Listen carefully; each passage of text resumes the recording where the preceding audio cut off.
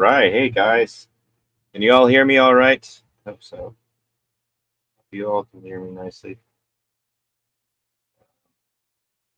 You can't hear me. Oh. Oh. Yeah.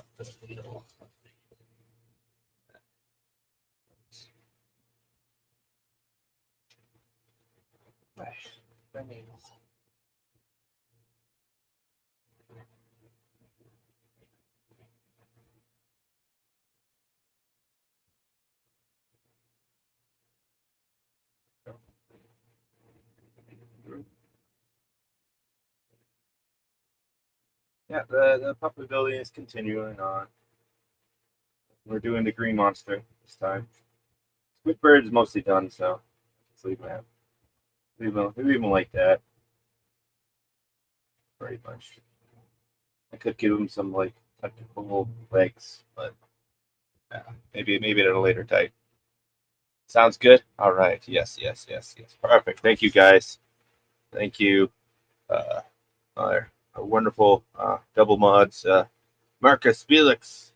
He's always sending them gator emojis, and of course the moderators of moderators. David Glenn is here as well. Hooray.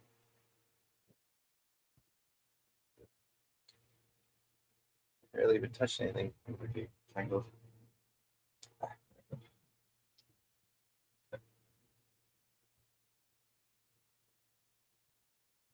Oh.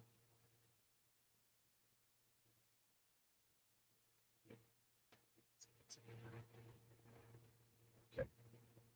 All right. So I did kind of just draped it around, and then I kind of pinned it, and this is pretty much the body.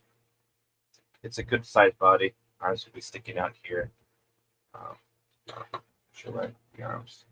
His arms are just leftover cuts of the foam from the head, which turned out really actually probably perfect size for all. Yeah, I'll probably be. I'm not used to the heat now, so it'll probably be a shorter stream maybe. I don't know if I'll be doing a whole bunch, but see. We'll see how we'll see how we get. How much we get. How far we get.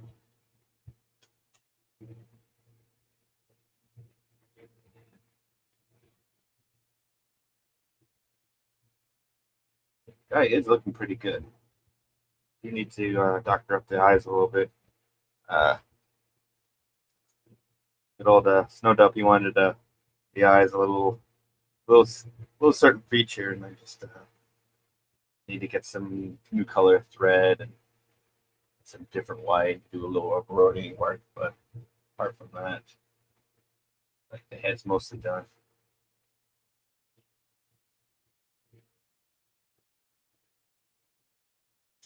Oh,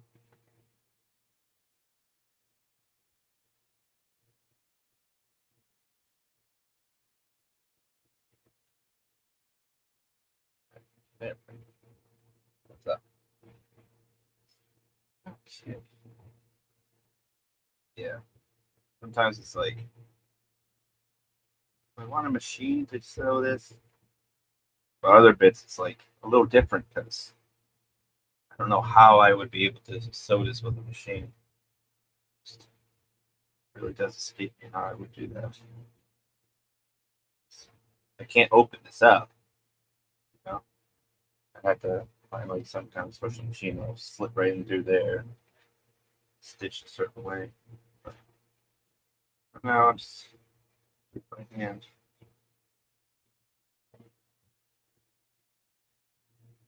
So far, I'm doing pretty good. I might need some more green.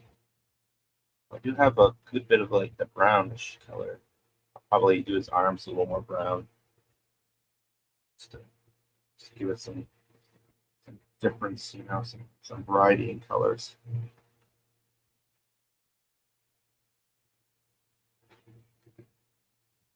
Making everything one color is it's interesting. Nothing wrong with it. Most of the Sesame Street monsters they have certain they're very simple and It's monocolor. Most of them are kind of monocolor.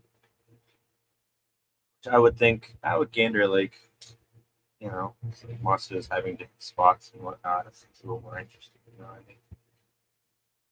I always thought about that idea.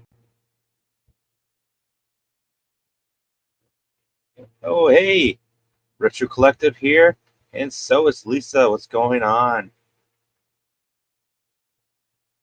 What are all doing today? How is everyone doing today? Huh? Everyone's doing good. I might do some. I kind of hope someone pops in the back, but you never know. There might be a little bit of dead air. Just me walking over to grabbing more materials. It happens.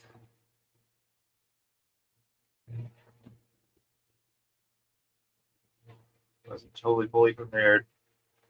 I worked yesterday. It was Memorial's Day, so happy Memorial Day, everyone, or late Memorial Day. People are back to work. Thankfully, I'm not. It's killed me. It stacked like a Monday. Thankfully, did not feel like a Monday. It was busy, busy, busy. Busy, busy, busy. I was the only one. Felt like I was the only confident person in the whole place, you know what I mean? Kind of sucks.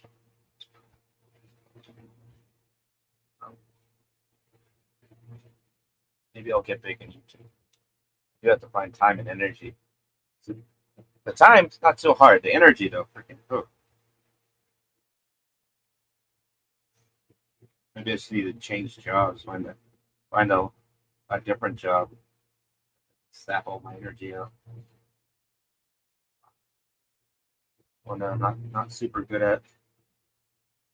It won't rely on me so much. It's sad. It will, it will take you everything you're worth and give you half of that.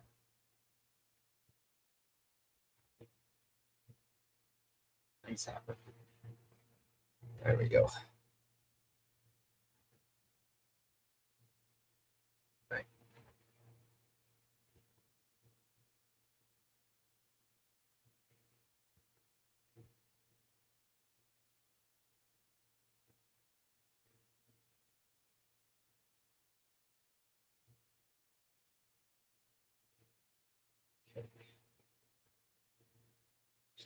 Corners.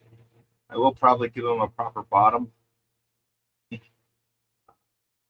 later, but now.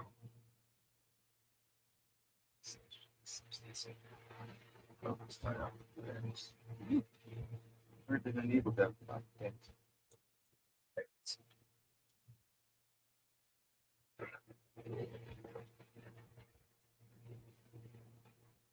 There's the needle. Yeah, hard work. Always rewards. Yeah, more work. Always gets rewarded more work. Yep, that's how it goes. No good deed is left unpunished, and I'm just like, what? And I'm a good-hearted person. That's my problem. I need to be more so. I need to be more selfish. I really do. People just be like, "Oh, thank you," and then they'll walk away. Well, they won't walk away, but they'll see you in trouble, and they'd be like, "Oh, I'm so sorry that's happening to you. Well, good luck with that." You know, not just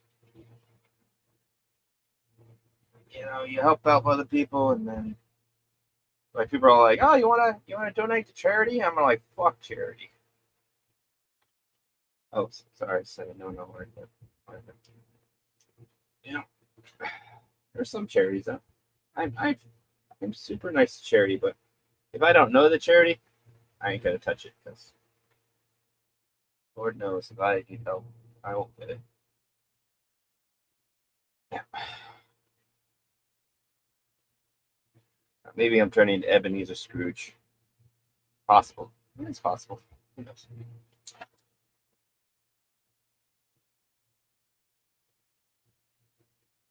Getting more jaded when time comes.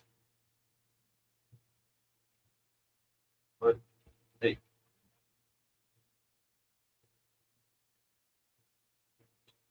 You always get spursions of good luck and bad luck. Things happen. Good news, bad news.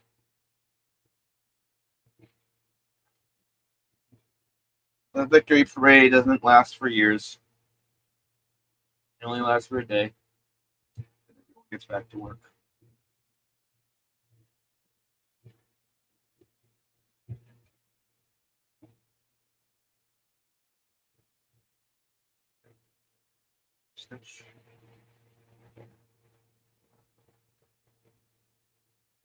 Awesome one's here. Hey, awesome one.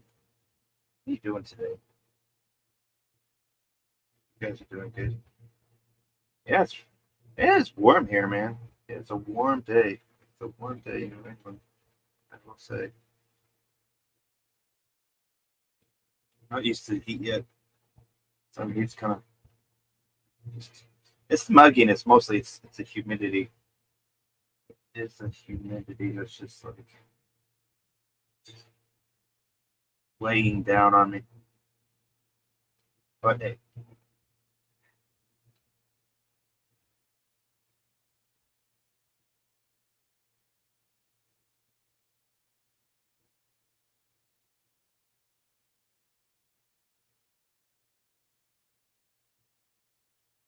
that's why I kind of don't want to build for too long. I probably should have started this stream around here, but it's one of those days where you kind of you sleep and you wake up and you still feel like exhausted, so you go back to sleep.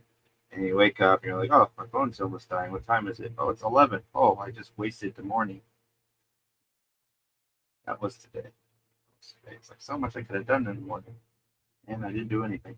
Well, it's happened.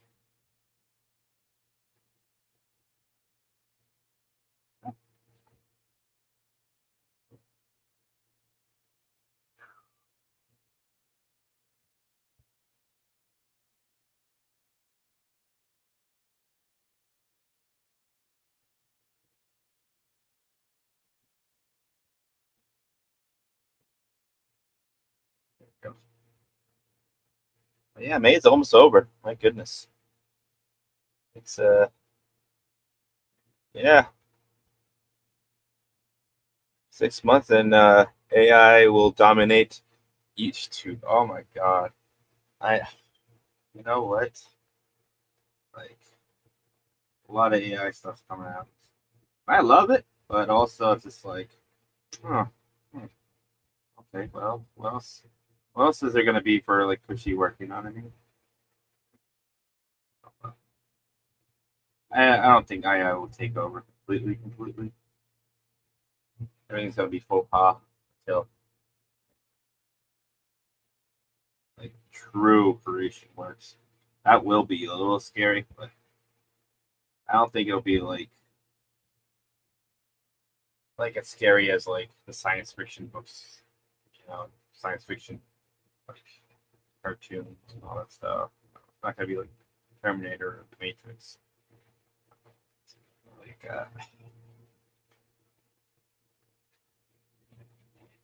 unless we got a really smart person who kind of designs the AI, because AI is going to be it's artificial, it means it's man-made, man-made intelligence, man-made intelligence. Yeah, it's already it's just people thinking out loud. It's their thoughts being distributed through technology. So it's like AI is just an extension of that person's intelligence. You know what I mean?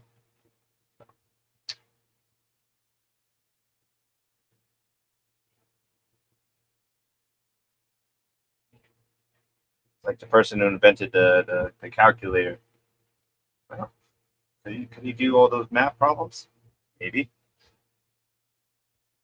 but probably definitely could do all those math problems. The person who invented the calculator. Yeah, quantification, all that stuff.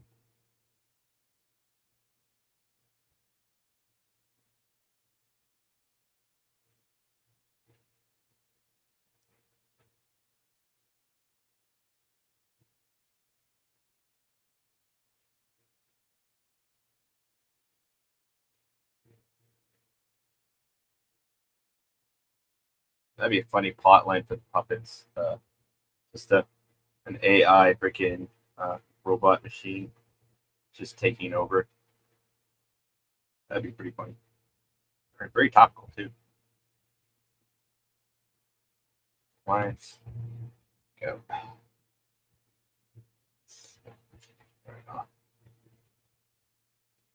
Plus, I do want to give them some kind of different color arms, just because if I just like do this and that, it's just gonna be look super grinchy, and this does look super grinchy, really grinchy. But you kind of wanna, you kind of the Grinch is already a thing, you know what I mean? So you don't want to make a character that is already, character. You want to make it little unique, little difference of design and whatnot.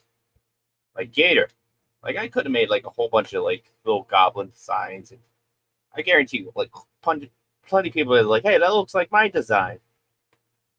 Okay, so I just try to make it like very unique Gator Goblin, very unique Goblin design, very puppetish, very kind of roguish and in different portions.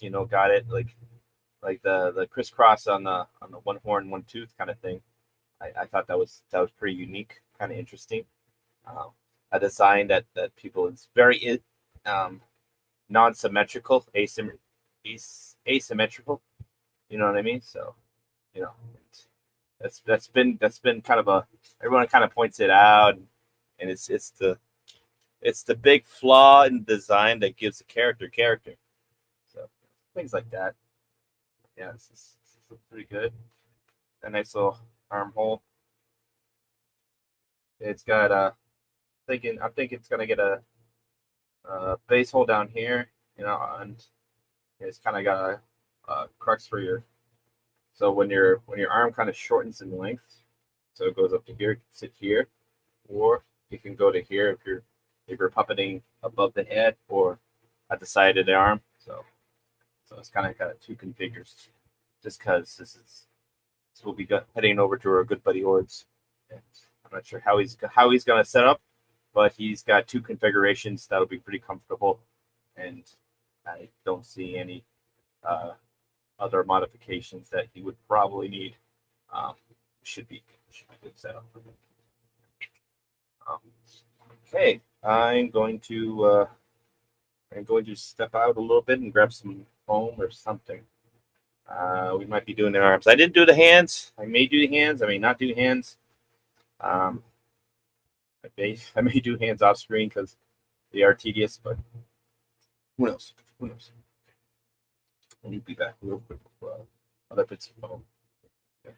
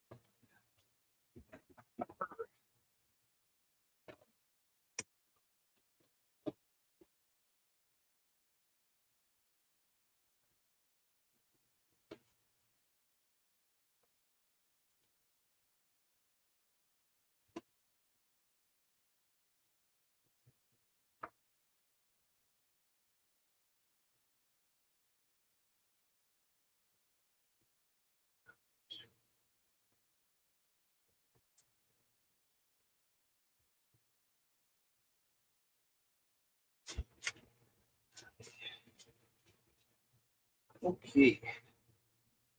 There.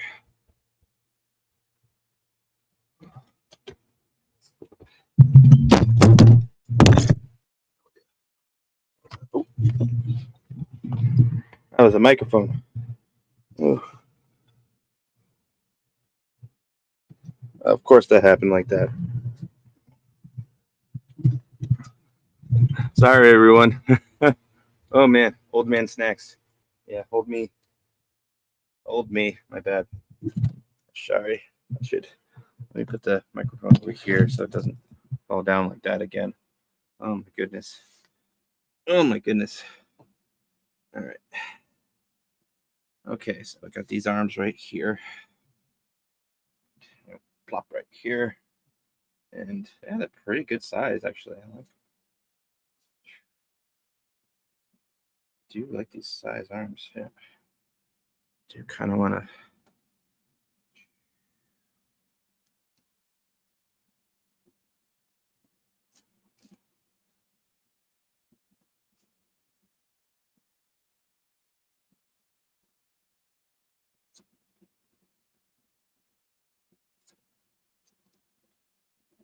There you go. That way they're a little more bendy around.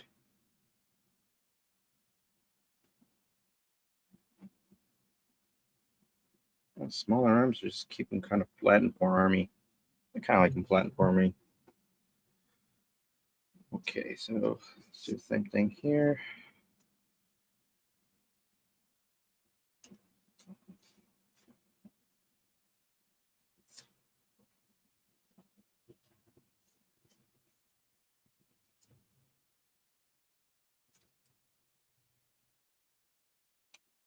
Okay. Yeah, it just gives them, you know, if they're gonna bend and move, they're gonna do it at the weakest end, which they're not really gonna twist and turn right here, you know. So that's pretty much where we want them. And I'm thinking the brown arms.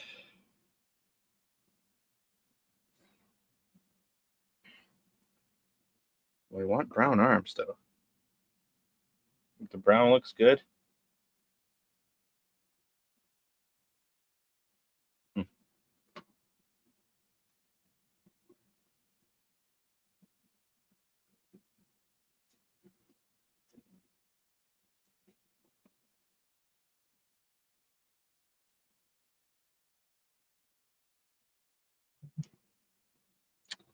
I think I do want that. Yes, I do.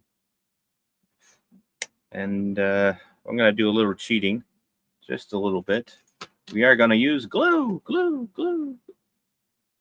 Oh, let's use the salute. Let's use some glue. Hooray! Okay, go get the glue. It's right over there.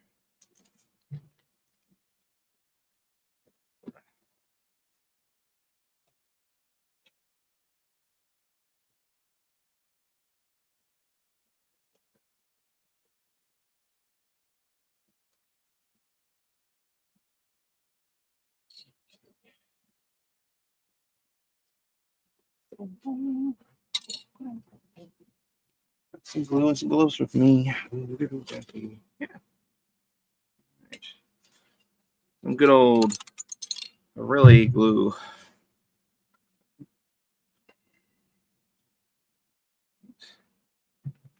Real glue is pretty good. What's up, Playas? Says creative.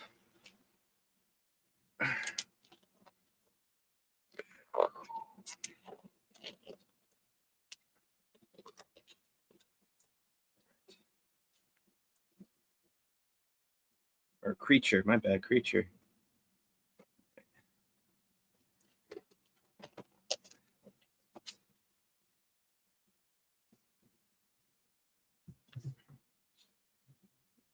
So luckily this stuff is not too expensive. It's actually quite cheap.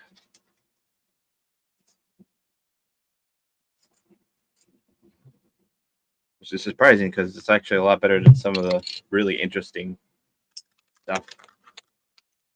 Like, huh.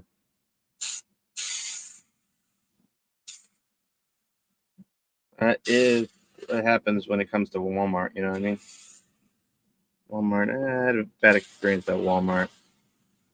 They gave me an item that was, let's just say, I'm pretty sure that they were refurbished, but not refurbished, and it was just a lot of just not happy, not happy faces. You know what I mean? They were giving me That used to be their logo, the happy face. They got rid of it. Why? Because the happy face logo was a lie.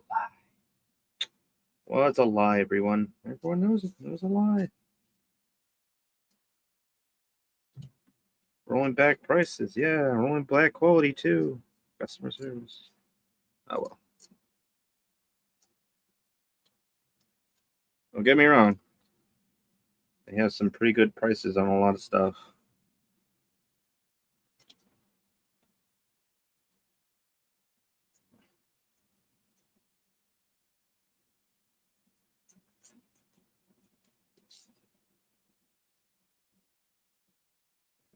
Good old Walmart. That's where I get the foam though, because it's hard to find the project foam. That's what it's called over here. Walmart's like it's the cheapest freaking form of this foam. I'm just like, yeah, I can't really shop anywhere else because everywhere else wants like at least twice as much. I'm just like, yeesh. I remember I tell Floro how much I usually pay for this shit. He's all like, what? And he was all like, Americans. I'm like, I don't know, it was Americans or it's just a big box store that is what we call freaking Walmart.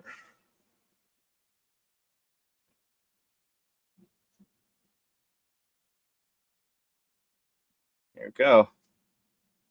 That is one phallic fuzzy thing. That's right. I said it.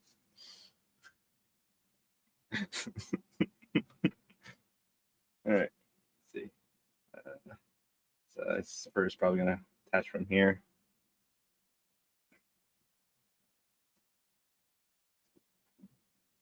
Probably want to just bam right in there like that.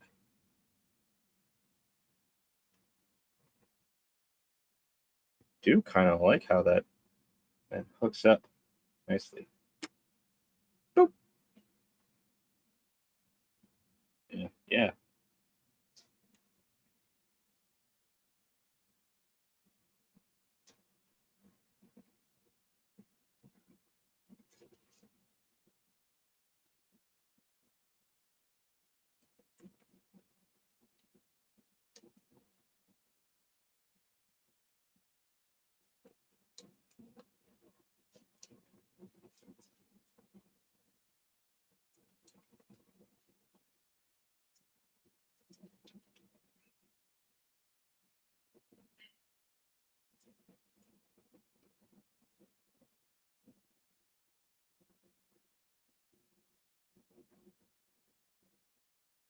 There we go.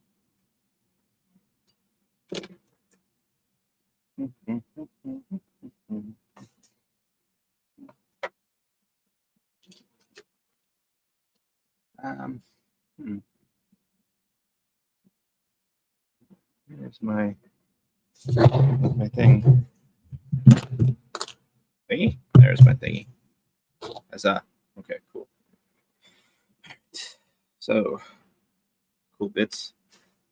And we don't need to worry about attaching the right side of the arm to the left side of your arm, because the only things that are different about the arms is what hands are attached. Got to make sure the thumbs are pointed up. So, but since I don't have the hands made yet, well, I don't have the hands all covered in fur and felt. I think I have a felt bottom with kind of the green fur. Um, just attach like that. Take that up before I get too sweaty.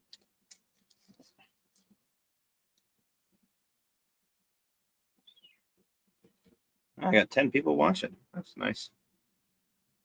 That's good. Anyways, guys, I got to plan a big old entertaining show. You know, that's just to be fun. You know.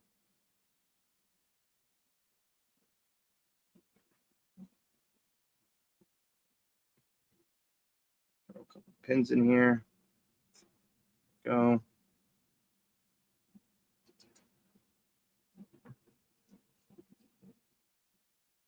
Front, back. That's what she said.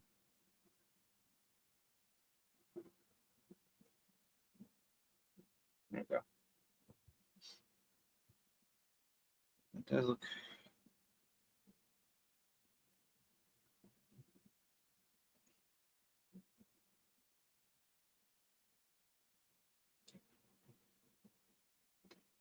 Well, actually, I didn't want to put it like that. Actually,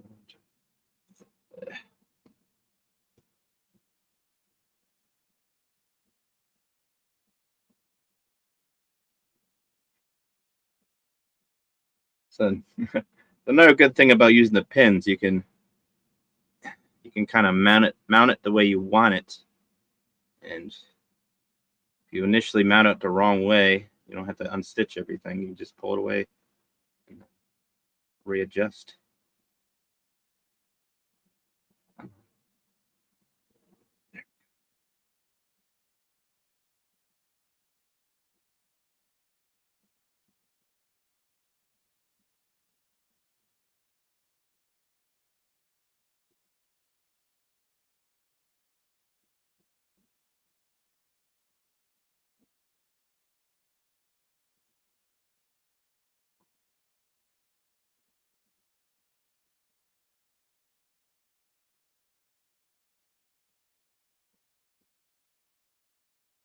All right.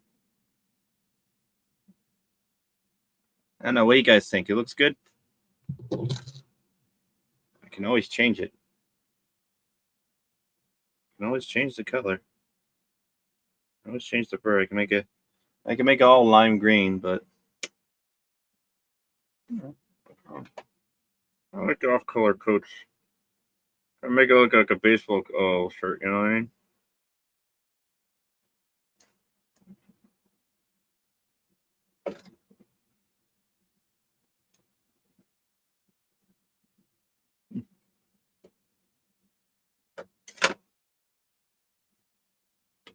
Looks like your bathroom rug. What? Why does it look like your bathroom rug? You must have a really weird bathroom. Got Muppet fur all over the place. Then again, my bathroom rug is a self-proclaimed demon. Calls himself Bath Mat or Pathomat, whatever.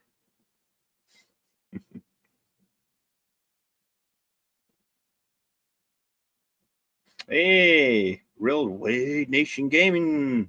What's up, dude? How you doing today? Yeah, we're back on the stitch. Back on the grind.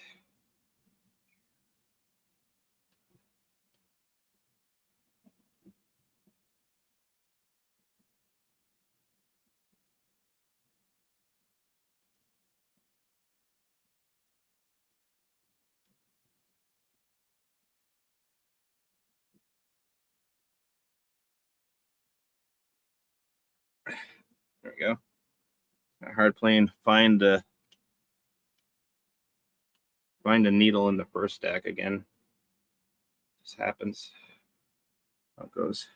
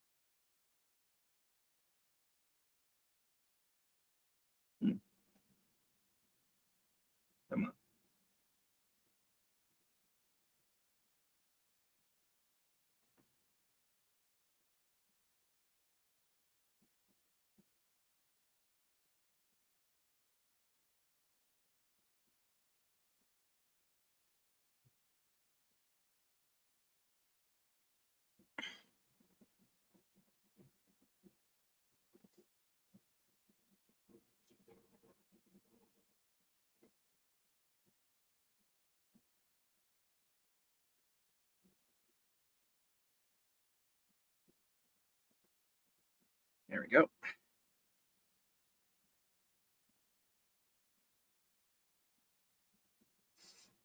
Hey, React Attack is here. What's going on, man? Just stitching a puppet. Don't worry about it. Don't you worry. Okay. Trying to put arms on this big boy. He is a pretty big boy, I will say. He was nice big boy. I like decent sized puppets. They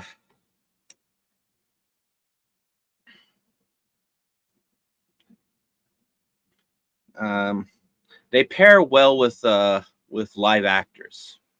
If that makes any sense.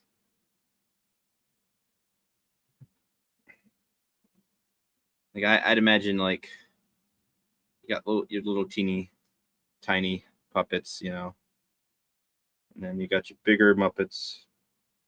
I say Muppets instead of puppets, but you know, it's your bigger puppets that are like decent size.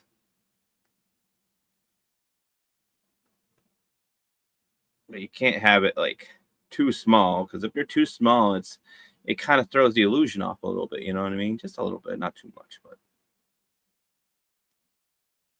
I mean, you could change height perspectives and camera angles. That's a good way of height changing it. But you'd still have to do that with a guy about this size. But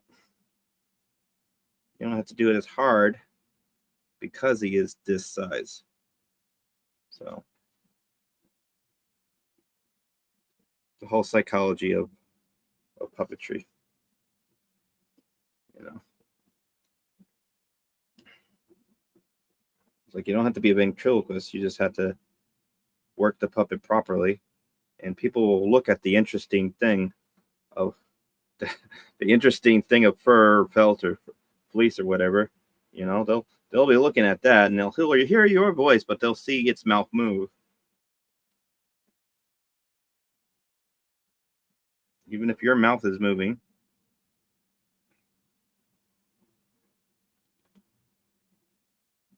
they will believe that it's coming from this creature. You have a funny voice. It helps.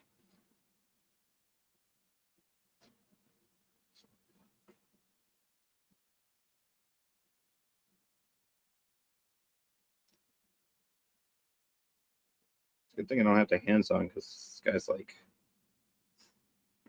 his arms straight up, and it'd be good. It's a good thing that I don't have anything weighing it down. Weighing it down.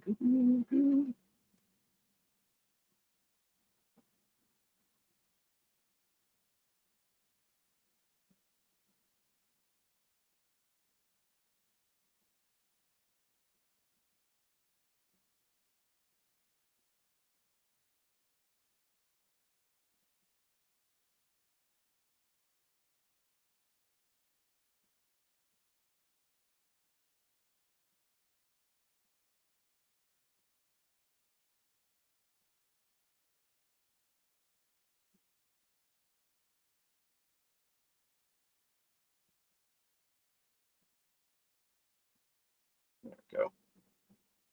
There we go. Boots with the fur. I know there's a lot of fur on here.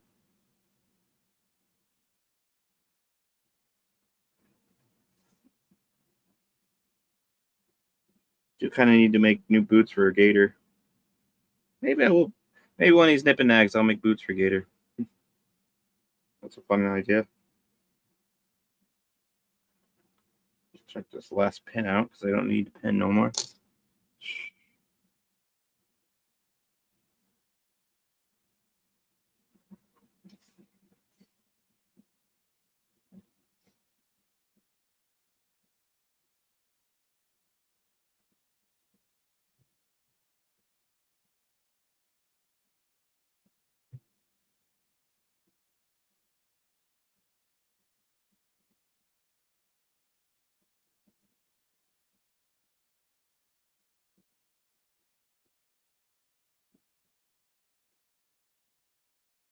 All right, I'm gonna tie a couple anchor knots here.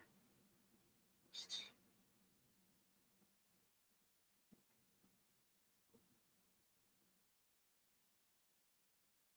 Make sure the whole thing doesn't go crazy. Okay.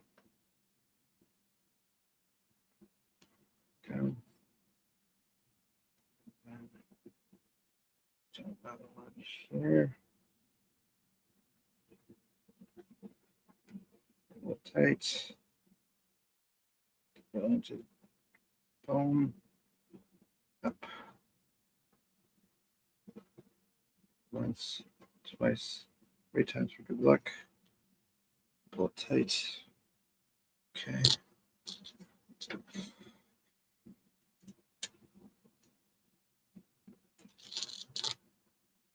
Ooh. Yeah, this bit's easy. Arms are pretty easy. Arms and the body are pretty easy to do. Here's some extra slack, which I'm just going to leave this extra slack on. Slack on right here. I'll clean this up a little bit.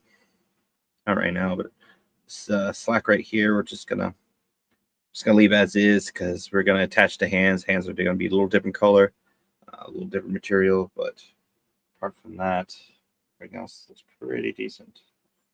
Might actually just curl this up and kind of staple this in with maybe some hot glue or something, just to hide this little seam right here. But apart from that, arm is on, and unless someone really wants to rip it off, you have to actually take some force, but it's on there nicely. I like it. It is good. It is good. You can high five and shake hands with all the little ones and the big people too.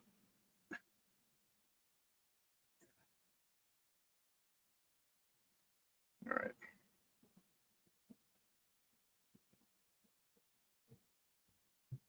I will say it is one of the cute things. So watch just like, a parent come up with their little child, you know, they're like, oh, see, it's a puppet, and I squat down on the knee and I kind of just like, I'm down on one knee and I post up right here, just like this. I got the puppet right here, right on my knee. It's like, how you doing there, kiddo? And either his hands, his hands extended, so we go for a high five, or his hands are a little closed, so we go for a little pound it. It's like, hey, give me dabs.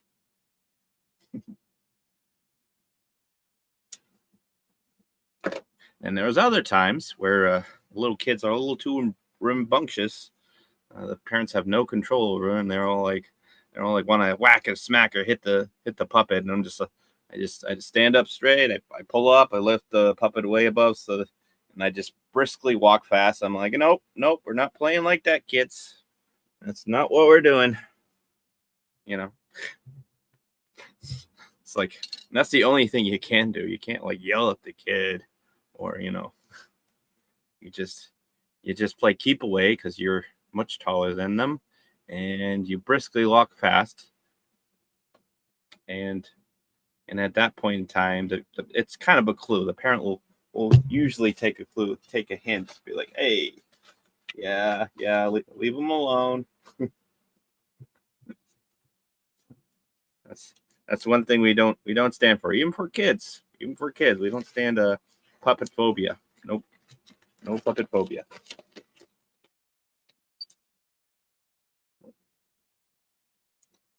Not what we do. You do have to gauge on what kind of a kid it is. Sometimes some kids are scared. They're like, oh no, it's a scary puppet. Sometimes I'll take my arm out and it's like, no, it's just a puppet. See, here's my hand. Here's my hand. I'm going like this. Pop it in. I go like that. I know sometimes the kids are just grumpy. Well, there are a million types of people in the world, and some of them happen to be kids. Say million, but there's more like billions of types of kids, billions of types of people. Everyone's unique. Everyone's unique in their own little way. Good ways, bad ways, funny ways.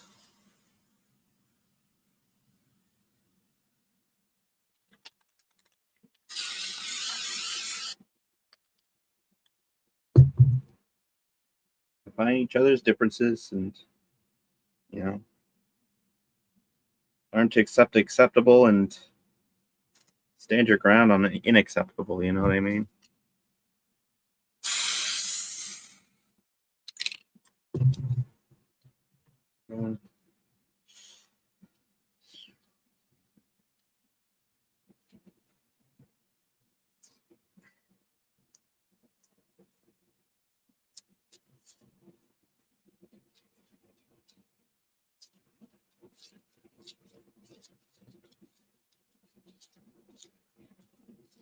There we go. All right. I'm almost there. Just a little more.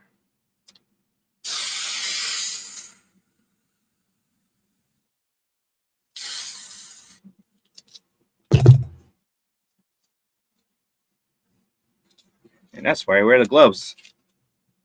Otherwise, my hands would be super, super sticky right now. Super sticky.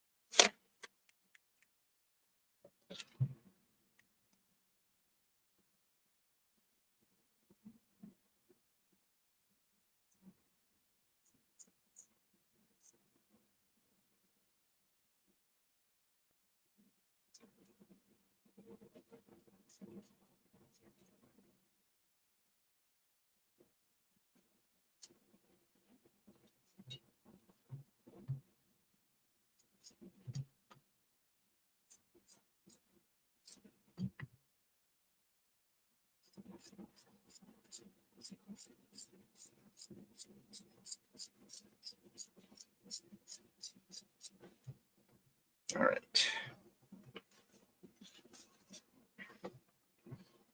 Now this is the gut. This is going to be the attached to the body bit. Why? Because if you can see, this fur has a nape facing downwards, this way, right? That's what I want on the arm. Now I could go it this way, but it kind of just you kind of just look at it and you're just like, yeah, no, it should go this way. You know, you just look at it and it's like, does it look like it should run this way or run the other way? And generally, you'll be right on the money. Like this one. This one's facing downward, but if you face it the other way, you know, see how it looks kind of different. If you turn it around, it looks a lot better. Just little tidbits like that. Just little tidbits like that. Oh, Punk Waddle. Sorry, I was cutting and gluing. My head was turned. It's okay. I've been watching for a little bit while I was getting some food ready. And what food did you get? well, I had a salad, and then I've been crunching on some chips. So if I'm too loud, I'll put that down. But yeah, I didn't realize that the puppet was gonna have a coonskin cap. A coonskin cap. Mm-hmm. You know, I could make a coonskin cap for him, but no, it's you know which puppet I'm building, so yeah, it was a joke. He is the coonskin. Well, that's one way of putting it. Yeah. Yeah. Is he gonna come with his own bag of Sasquatch beef jerky or something? Yeah. Well, if you know the puppeteer, he will have the munchies. You know. I know. And hi to everybody in the chat. How you doing today? Yeah. I'm doing all right. Oh, that's good. Yeah, I was mostly just resting all day. Yesterday killed me. My God. Well, so we down here in Texas, we had some pretty big storms that hit most of the middle. I heard in the news. Mm-hmm. Got some tornadoes. Yeah, acting a fool over there. Yep. Yeah, I know some people in Dallas that had some pretty bad weather and traffic this morning. All the flights got shut down all morning till like 2 or 3. Well, not all of them, but a lot of them got shut down or pushed back for till the afternoon. Yeah, I guess it was good fortunes that we didn't take the Talus Expo thing. That's next weekend, but yeah. Oh, yeah. Well, who knows? Maybe next weekend and still be some hiccups. Who knows? But oh dang, Loki lost power again. Loki lost power again. I wasn't sure how because the radar didn't make it look like it went that far south. But then again, but I'm going to turn you into a disembodied voice. Okay, no, that's cool. There we go. You, two things. One, you're Avatar, and you're also eating. So, can you hear my crunches? Am I that loud? I don't mind. I work in restaurants, so it doesn't bother me. Well, chat, tell me if I'm too crunchy. I'll subdue myself. Tell him if he's too crunchy. Yes. If the answer is yes, I will instruct Funkwell to crunch louder. Yes. Crunch for bird kind. Crunch for bird kind. Yep.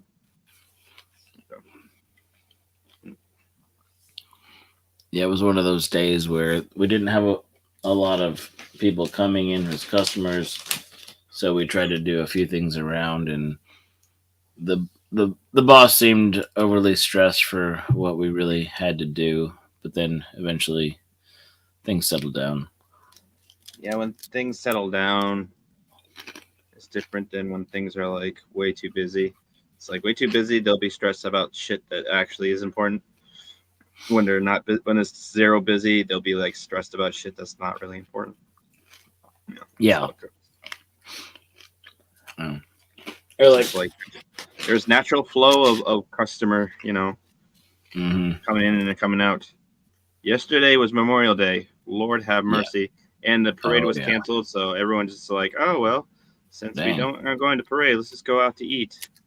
So I was busy lunch, and I was working a double on Monday, like I always do. So we're hella busy. Freaking the whole day we're busy. Like I had to like convince them, like, hey, I actually need an hour break, or at least a half hour break, or I will pass out. You know. Especially at this pace of freaking like serving like freaking 1,000 freaking families, and we just have the stupidest freaking hosts in the world. It's like, hey, maybe don't flat seat the whole restaurant, like constantly the whole night. And they're like, oh, but we have a whole bunch of servers. We're fine. We're full up on servers. I'm like, no, we're hurting in the kitchen. That's the problem. I can't serve anything if it's not coming out of the kitchen. Yeah, right. It's like, okay, so there's a bunch of people pissed off at a bunch of servers. One pizza at a time. No. I make like 5 at a time, but still, it's 5 at a time, not freaking 12. I remember coming back from break, and freaking one of the servers is just like, "We need you,"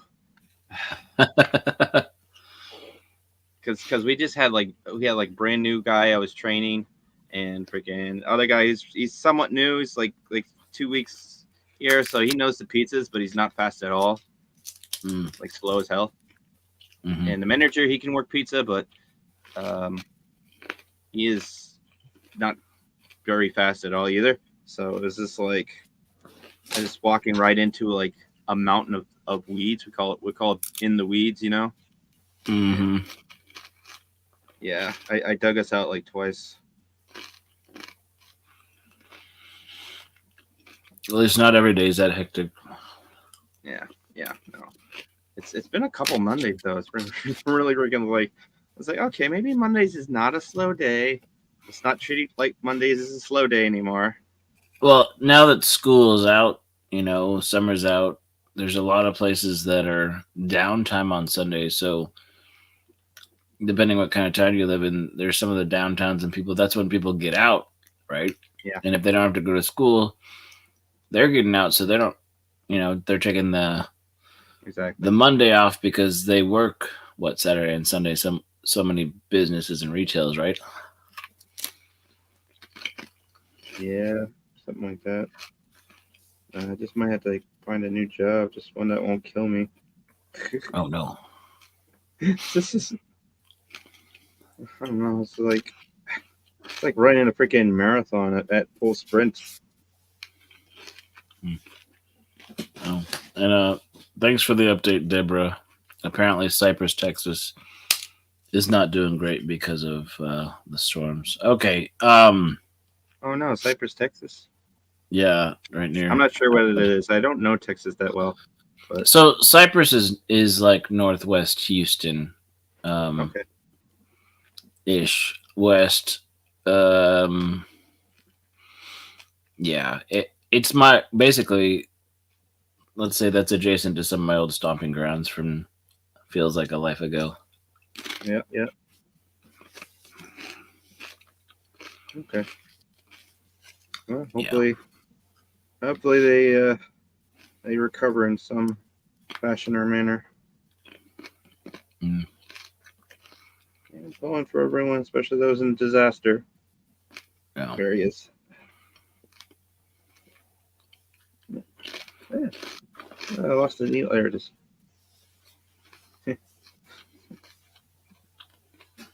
Yeah. Ronnie It's G is a jerk.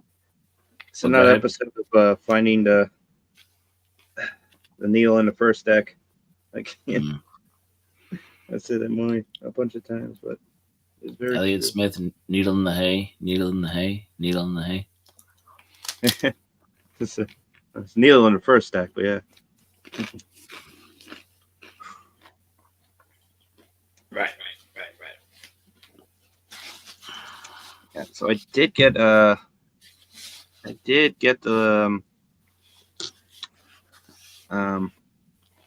what was it? It just came in yesterday. Mm-hmm. I got some rubber chickens for Billy Bob because every dog needs a dog toy. Oh yeah. And I got the 30-minute sisters, so we can do a little. I'm thinking we'll start the contest in like July, and then it'll be like the July build, and like the first week of June, we'll do a little showcase. We'll have a vote. Okay. Real simple rules. Just a diorama, just the size of a printer paper, right? And the theme could be, theme is summer swimsuit, so it could be anything. It could be a runway fashion model show. It could be at the beach. It could be at the poolside. It could be. Okay. It could be trapped in traffic trying to get to the beach, but it's the freaking 4th, so everyone's going in the beach. Okay. Just So you're gonna set up here. a build contest for me to prove maybe that I actually know how to build things. That too. We there does have to be a little bit of a modification, but it doesn't have to be a crazy modification. You don't have to do any crazy attachments or like crazy paint jobs or anything like that. Just Yeah. Are we a gonna little do bit, maybe a little hand painting here and there, but other than that, Oh. I was gonna say there's gonna be like a painting, non-painting category. I mean, get just grab some Gundam markers. You'll be good. yeah. I Grab some Gundam markers and a little bit of tape. You'll be fine. Just recolor the outfit or something. I don't know. I hear you. That's just something fun. You know what I mean? Something. Yeah. Something worth fighting for. I agree. Who knows if this goes away? Maybe we'll do some other things. Yeah, exactly. Yeah, David Glenn, not exactly, but I think an RX-78 sitting in board shorts, trunks, lounging on the beach would be funny to see. Yeah, that I was thinking about that, and I was just like, that'd be acceptable. That would be acceptable. That would be acceptable. It doesn't have to be like 30-minute sisters. You know what I mean? It Okay. could be an RX-78 in boy shorts, and you know. All right, so we could have some fun with it. We got it.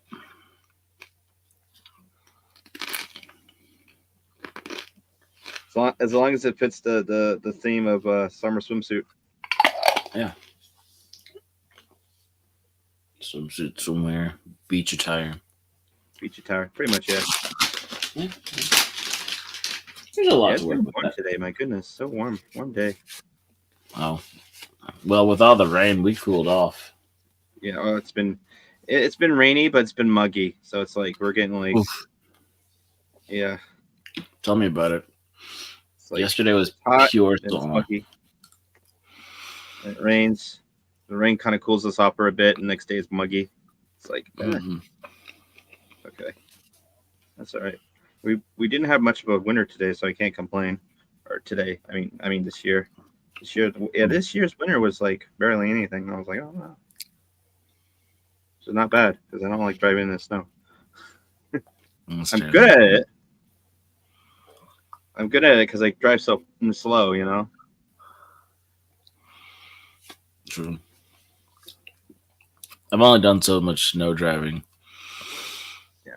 But My David car's Glenn. not really- yeah, my car's not really made for snow, but I do well in it. And I got some guy with like 4-wheel drive and freaking like cold weather freaking tires is like, why are you going so slow? I'm like, I'm sorry, my front wheel car is gonna slip off if we catch any black ice. Trust me. Yeah, it's like in Texas, if you're not driving we'll have floods in like flooded roads where you can kind of get by if you go slow, and then everybody's like, okay, I can make it, and then there's the dude, with the tryhard with the jacked up truck with big old wheels. It's like, I can make it, and just plows through, and it's like, thanks, you just flooded everybody's engine. Yeah. But this is nothing. David, I go mudding all day, every day. it's like, Except but for on Sundays where I pray. it actually rhymes, so it works. But It works David Glenn has Texas. David Glenn has a question for you. Oh, what's up? He says, ask Snacks if have you ever used pool noodles as puppet arms? I have not. I would not use the whole like noodle as an arm. One, it's too big. Two, it's very rigid. What I would do is I would use like a rope or something like that, and like glue and stitch like in between. You would cut it in half, so like your forearm and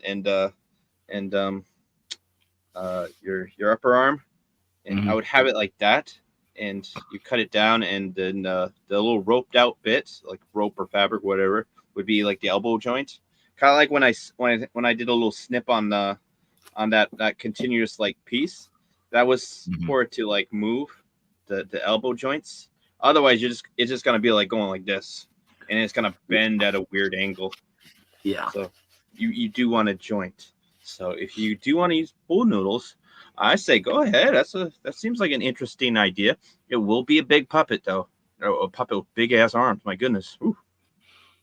Yeah, I mean, you could definitely modify it. Like I said, the foam itself is stiff and tough, so it has some versatility. Yeah, I have no problem with that. Yeah. There you go. Oh, Deborah Cohen says her mom used oatmeal box and paper mache for making puppets when she was little. Oh yeah, well that's how you do it, That's pretty cool. That's how you do the paper puppets. But I think I made a paper puppet like way back in '97.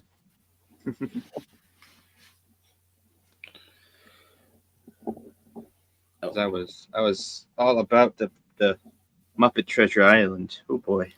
Oh yeah, that was a movie.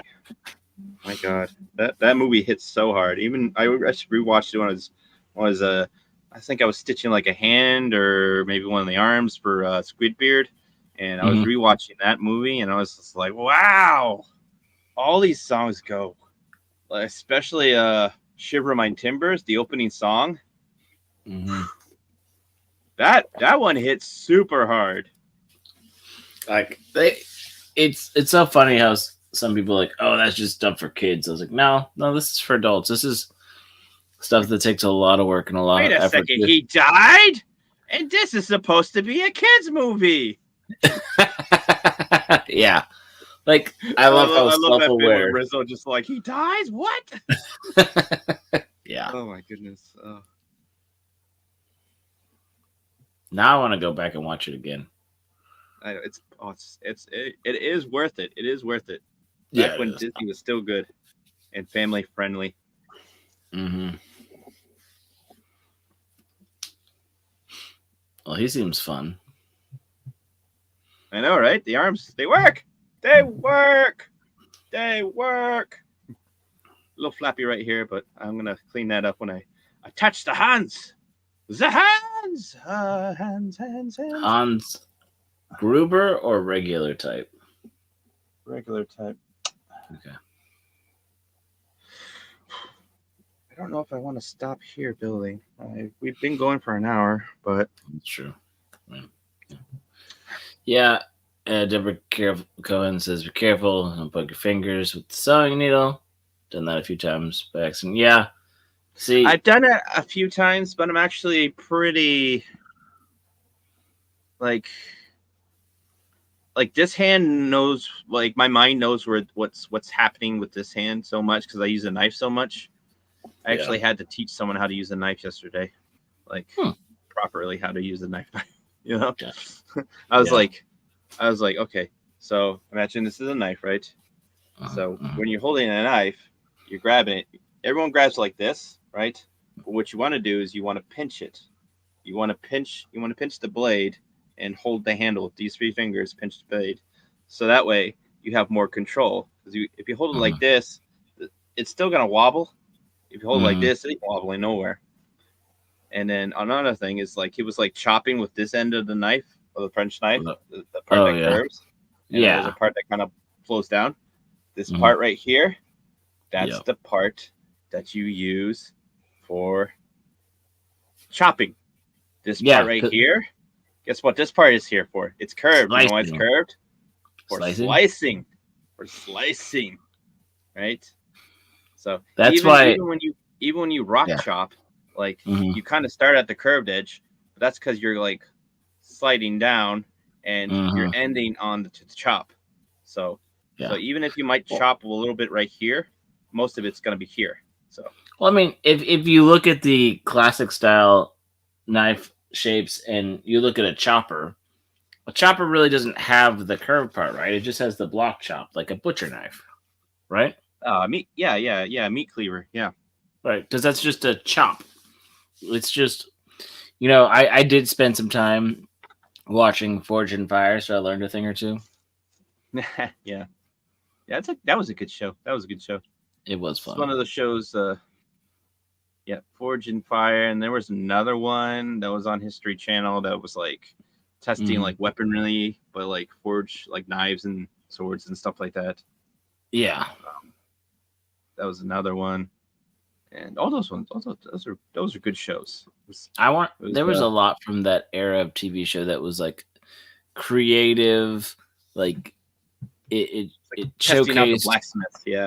Yeah, it showcased like things of arts that weren't quite lost, but showcasing things in a way that like, oh, they're recreating this. They're showing, understanding how people made things in the past and how we can carry on that art and that there's a couple of shows about cosplay and like room design, and they're just like throwing spaghetti at the wall, being like creative stuff. Let's do this. Let's do that.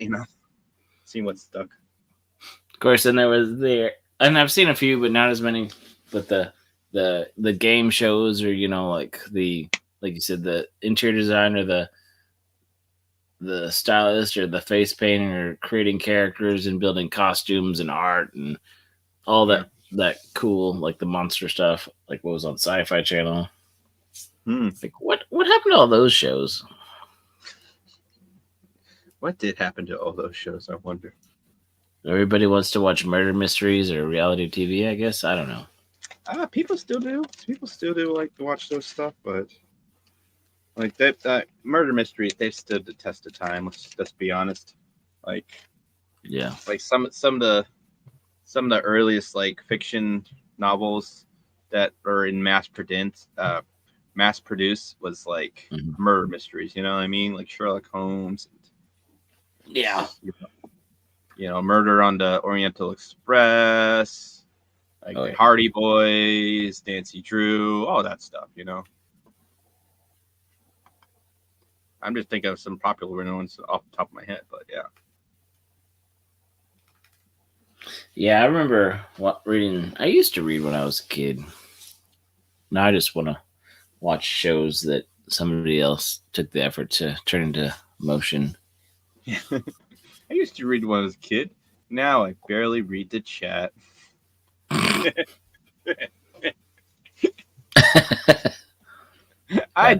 was dyslexic, so I didn't read when I was a child. And I don't read the chat either. Screw you people.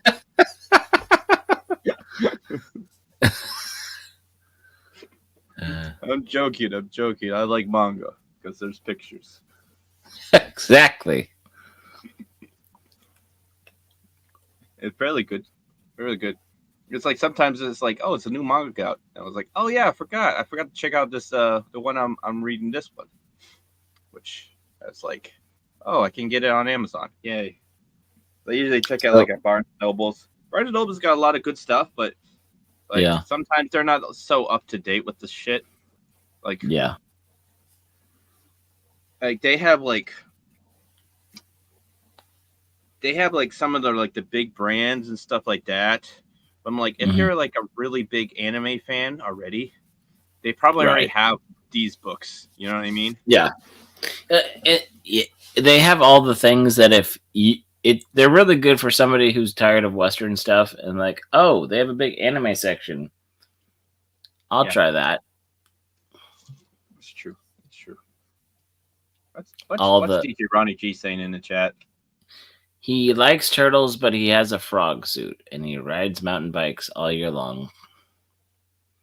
I don't know what that means, but I guess he likes amphibians a lot. Cold-blooded. He almost rode 4 miles per day in all weather conditions. That's neat. Oh. That's neat. That's 0.5 miles more than a 5K. I suppose. I don't know. Yeah. I don't 5K is like 3.1, 3.2 or something. Yeah. I used to jog. I only count kilos so I can tell the Europeans, suck it, I lift more than you. Fair enough. Yep. Yeah, I gotta go to the gym tomorrow. I was gonna go today, but I just felt way too tired. It was just not a day to do anything but like bum around. Yeah. I was too tired to even play video games. That's how freaking exhausted I was. You ever been so tired, you're just like, I can't even play video games. Yeah, it's happened. But then people like Phil and Irate say, play Fortnite with me. And I say, okay.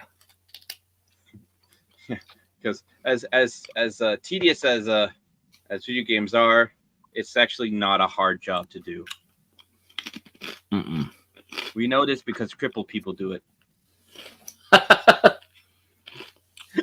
Sorry. It's terrible, but it's also funny because there's those people that the streamers are like, I'm sorry. I do have to apologize to the crippled people. I didn't want to associate them with gamers. My bad. Right. Yes, that was a terrible thing to do. My bad. Right, because we're not two-dimensional like Hollywood. No. Yeah. No, some of us actually have hearts and souls in our puppet forms. So yeah. Yep. Yeah, this guy he is looking pretty good. He fits nicely.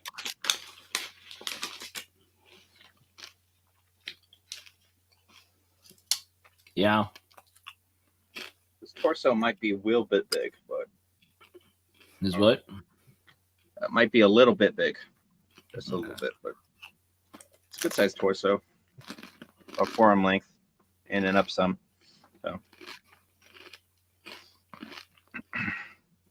So, how big is his head going to be? His head? Yeah. It's very proportional. His head, it's if I had to guess, his head's probably about a foot long or a foot high. Okay. So, and I do have to mount the horns on because I like to put horns on my monsters. That's just what I think. That's more than fair. Unless they're a child, I think monsters have horns. That's just my headcanon. Except for Cookie Monster.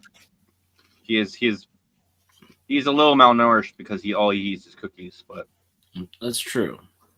No.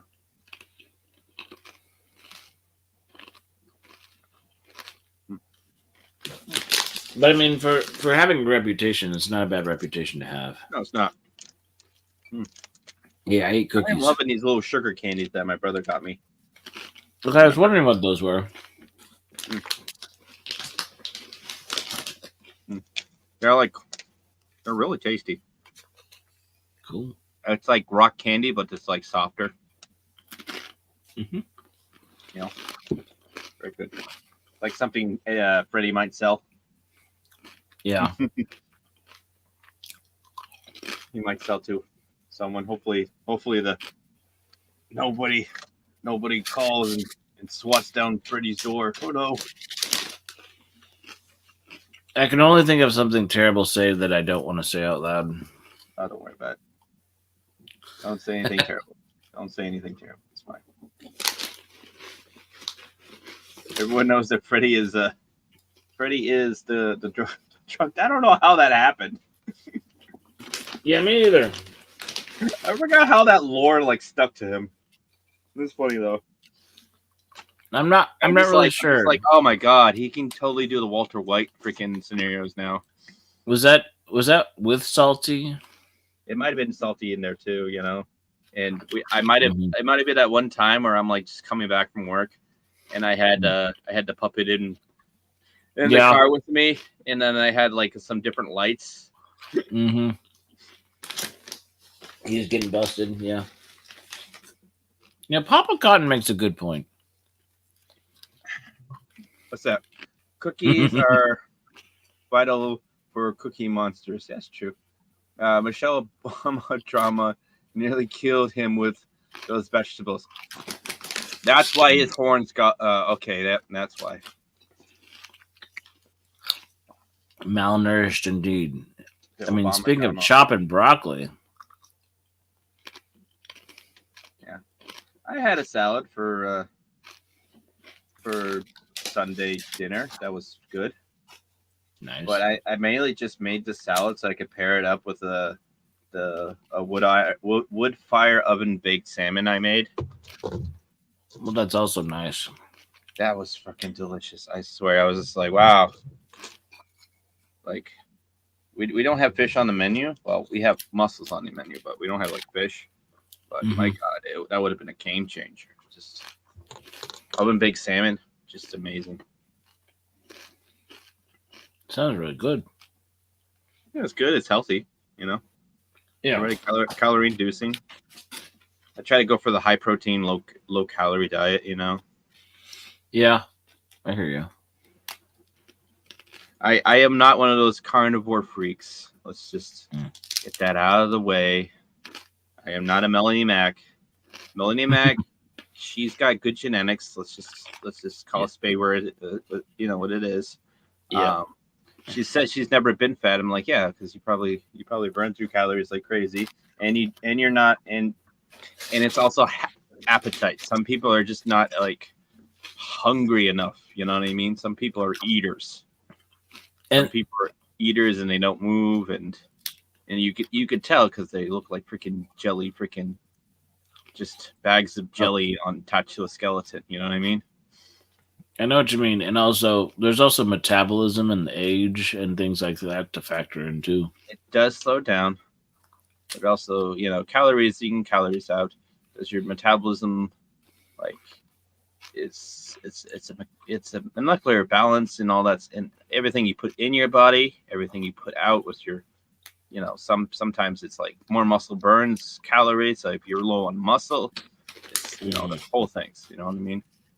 Like kids, the metabolism burns quicker. Why? Because they're growing, so they have natural growth hormones that are shooting up. Yeah, they're building muscle and everything else, so the metabolism is going to burn quickly because all I know is takes a lot of calories to burn. When I was in my 20s, I could eat a lot, and it did not affect me the same way now that I am not in my 20s. Well, when I was in my early 20s, like I eat crazy and freaking not affect me at all. And then, like, I stopped PTing as much, but I ate about the same. And then I gained like 10 pounds, and that actually weighed me down quite a bit. And it was like, oh, wow. Yeah. Weighing a bunch actually does slow you down and everything else. I used to be able to do 20 pull-ups for the PFT. Now I could barely do 5. Then again, I am 60 pounds heavier than I ever was. So when I was doing those two factors kind of weigh in together. Yeah, that's like that's like you doing a bench press, right? And then someone's all like, "Oh, you need more weight." So then they proceed to put on like a plate each side, and they're like, "There you go." And you're like, "Ah." Yeah. It's like, "Oh, I was struggling with 2 plates." And then you hit it good for 2, and they're like, "Oh yeah, let's put on 315." What? Like in my late 20s, the other day, I'm really close to getting 315. That's one of those magic numbers, In my late 20s, I was much more active. Like I was saying, I was doing 5Ks. I was eating better. I had a group of friends that were we wouldn't necessarily eat out, but we'd like go buy stuff. We'd go jog. We'd go do stuff. We'd go buy meals that are somewhat healthy and hang out and cook them and did all that stuff. I was like, oh, this is good. I don't want to eat the junk food. My body has decided that's bad for me. And then I started traveling, and hotel gyms suck, and they do. They really do. When we go down to San Antonio, I want to find like somewhere where I can work out that's not shit. Hopefully the hotel gym's okay, I guess, maybe. I don't know. I feel like I can get a good workout in a hotel gym. I don't know. Yeah. Oh, well. I still have to scope out like in San Antonio just because I've never been. So. Oh, there's a lot of stuff to do down there. Like there's obviously the Alamo, the Riverwalk. There's a lot of fun things. Oh, sweet. Well, are you going to San Antonio on October? I need to get the dates, but I'd like to block it off. Yeah, it's what was it? I think it's the first week or it's first, second weekend in October. Let's just say, my counterpart wouldn't be against going to San Antonio too. Oh yeah. That's good. And we can have a third cameraman. A camera person. Yeah. Oh shoot. Yeah, 11 and 13. Yeah. Okay. Yeah, 11th through the 13th. So yeah. So technically the second week. Right. And it would be fun to carve out a little bit more time to actually be able to get around and do stuff. Because I don't know exactly what the plan is, but to be actually, especially for you guys who haven't really been to San Antonio or really seen it much. I plan on getting there like Thursday and then leaving like that Monday. So Okay. so that way I can, Yeah. like fly at a decent time, leave at a decent time. Just a whole bunch of craziness, Oh, I know what you mean, because you want to be able to get quasi settled in and then run around like crazy and then not feel rushed to leave, like you couldn't even process what you did. Yeah. Which I've been going to cons for quite a while. I've been puppeting at quite a few cons, so even that I am no rookie in that department. So, which is good. It's just I've been doing it in places I know, like the hometown con, the New England Comic Con, the Fan Expo Boston, which I'm gonna miss this year. I'm just not gonna go just because. Like there are some really good like people there, and Jolly would be like, "Oh, you should totally go." I'd be like, "Yeah, it's not worth it." Yeah. So a whole bunch of stuff, I didn't go to the anime convention either this year, just because I didn't really see any need to. Well, I was thinking about going to Dallas, but it doesn't look like there's any real thing connected to the con that's going on this year. Like, there's no major meetup. From what I understand, it sounds like there's going to be a Rippaverse thing on that Saturday, but not connected to the con. Oh, okay. Well, I don't actually. Rippa's cool and all. I just, I'm just not buying what he's selling. That's all. I actually I have no problems with Rippa whatsoever. I think if you like his stuff, man, power to you. I have never really bought into like his story or any of his elevator pitches. Hasn't really sold into me, and I haven't had like friends or whatnot to do that stuff. And I'm kind of tired of because I wasted a lot of money on freaking Comicsgate, and I'm just like, no, I'm good. People might be like, oh, he's super reliable. I'd be like, I don't care. No, I've heard that too. I understand because I should have. Well, first off, I should have seen. I've never been a huge comic book guy. I like the stories and I like the artwork, but I've never owned comic books. Really, I have a couple things, but yeah, awesome. When a musician make comic books, and there's a lot to be said. But the thing is, on a certain level, he's doing something. He's creating something. There's a lot of people that are investing it as far as a business model. Blah blah blah blah blah. But as far as hanging out with people that I've been used to hanging out with in Dallas, doesn't sound like a lot of people are showing up. Yeah. So, and then, like I said, with the Comicsgate stuff, that I showed up late to the party, but things are already starting to fall apart. Like, yeah, everybody wanted to be independent, but they wanted to be the head of the independent coalition. And as ironic as that sounds, I think that's the best way to sum it up is, yeah, someone wanted to be in charge when they were all doing their own thing. And couldn't agree on how. Wanted to overthrow the king and then be the king themselves. Yeah. Yeah. And, it's like what Johnny Cash said when he was covering Trent Reznor's song, you can have it all, my empire of dirt. Like, I love that song. That's a good song. That's one of the. It's the same song as the Nine Inch Nails, but it hits so different. Well, it's he actually. Right, I agree. Johnny Cash's covers of Nine Inch Nails, U2, and a couple other things, like, I will say his versions are comparable and possibly. It's hard to say it's better than the original because it wouldn't be there without the original. Yeah. But the way he was able to make it his own in a way that you can just, like you said, you can feel it. It has a whole different meaning. I even liked his appearance on Sesame Street.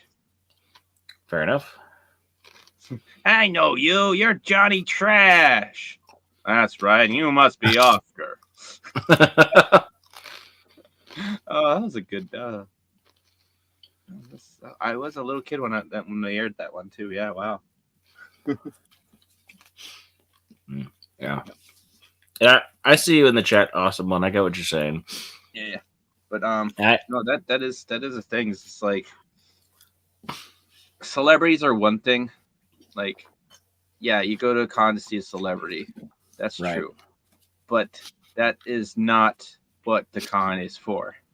A lot of people's like, no, that is what the con is for. No, it's not, you dumbass. The con is for community panels and Yep. like your friends meeting up to congregate and freaking discuss and buy and do stuff that's related to whatever the freaking convention is about. You know what I Right. mean? Cosplay, wear your shirts, wear your nerd stuff. Yeah, Go that kind of stuff. go all in to say like, hey, I'm with my people. I'm with my tribe. I'm not going to be judged. In fact, well, unless you take a cosplay contest, and they will literally judge your cosplay, right? But that's you. That's different. That's different. That's a willing participation, right? And you're all asking them to judge you and other people, and you know they're not gonna rip it unless you actually do something that's that the community deems is not good. You know what I mean? Well, I mean, yeah, and then you go into the culture about pop culture and how anime conventions and all this stuff is growing because anime and manga is becoming quasi cool and mainstream enough, like the stuff at Barnes and Nobles, even though there's a lot of stuff out there that people have no idea about and aren't going to actually try to get into. Yeah, it's great for, like, I used to wear pearl snaps and plaid all the time, right? That's the type of stuff. And then you could find them here and there at retro or used clothing stores and stuff. But then all of a sudden it was a fad, right? Late 90s, early 2000s. So then all of a sudden everybody was wearing this stuff and everybody was making this stuff and good quality stuff, which meant it was hard to find it at the thrift stores. But then it also meant the price went up to get buy regular style, but wait about 5 or 6 years and all that stuff went back to the thrift stores and you can find it again for cheap. So it's like, well, I'll just wait the time and I'll be fine, right? Yeah, there you go. Yeah, there's that. It's one of the reasons why I'm not going to the Fan Expo in Boston is I'm not sure if memes will be there. It's always fun to hang out with memes. I'm sure. Memes of Destruction. Me and him, we are best buds. I swear. I would like to hang out with him in person one day because you do need a lot of patience with memes, though. I will tell you that. I've chatted with him like after some of the Cotton Councils and stuff. Like I've chatted in the back room with him, and I feel like in person is going to be way different than just talking to him over there. He is a big child with ADHD. I just want to say that right now. Oh, he'll admit it too. Be like, fair enough. Yeah. No, he is great. He is great. Oh man, I remember the first year I was there hanging out with him. I mean, we went. Yeah, it was the same year. We went to Wendy's and he got we got Frosty with Freddy the Yeti. Nice. That was funny. Well, yes, it's that, and another reason is it's like what community panels are going to happen, and I was a little underwhelmed last year.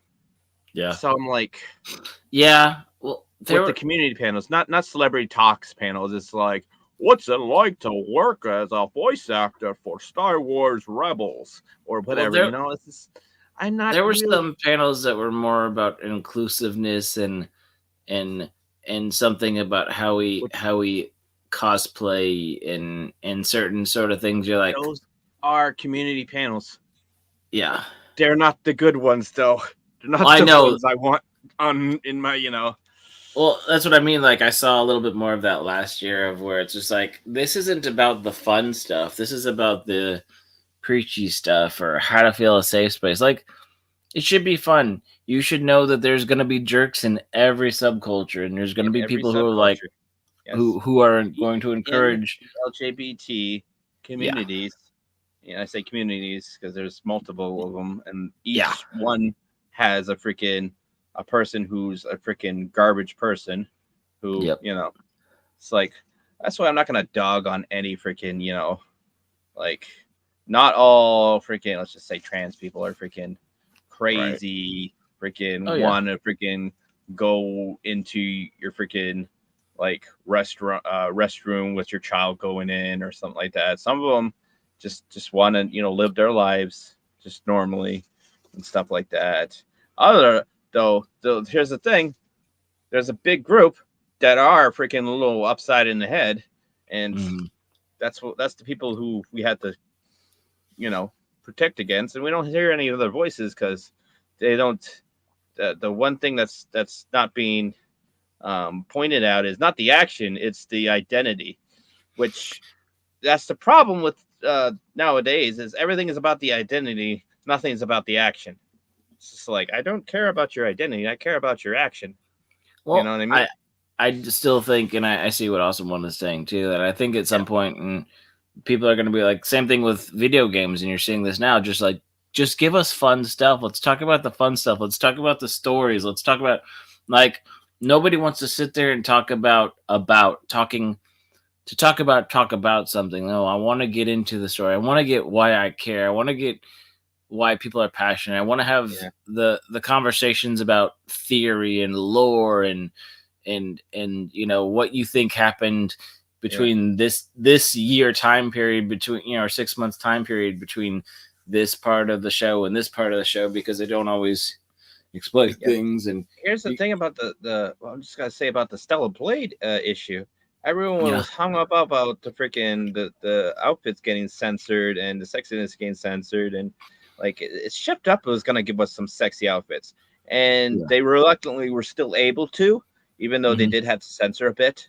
They still gave us freaking outstandingly sexy outfits. They gave us more. Thank the Lord on that. You know what I mean?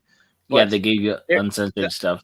Yeah, there's that spotlight hit that so much that the other elements that were great had zero shine. That of the awesome fun gameplay and the interesting developing world telling story and everything else.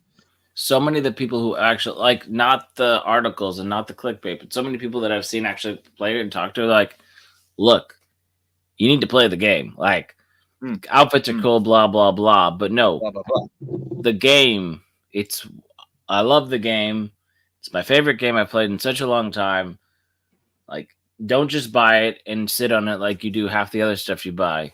Like, go download it and play. Like, no, people at GameStop, people that I've talked to is just like, no, this is worth it.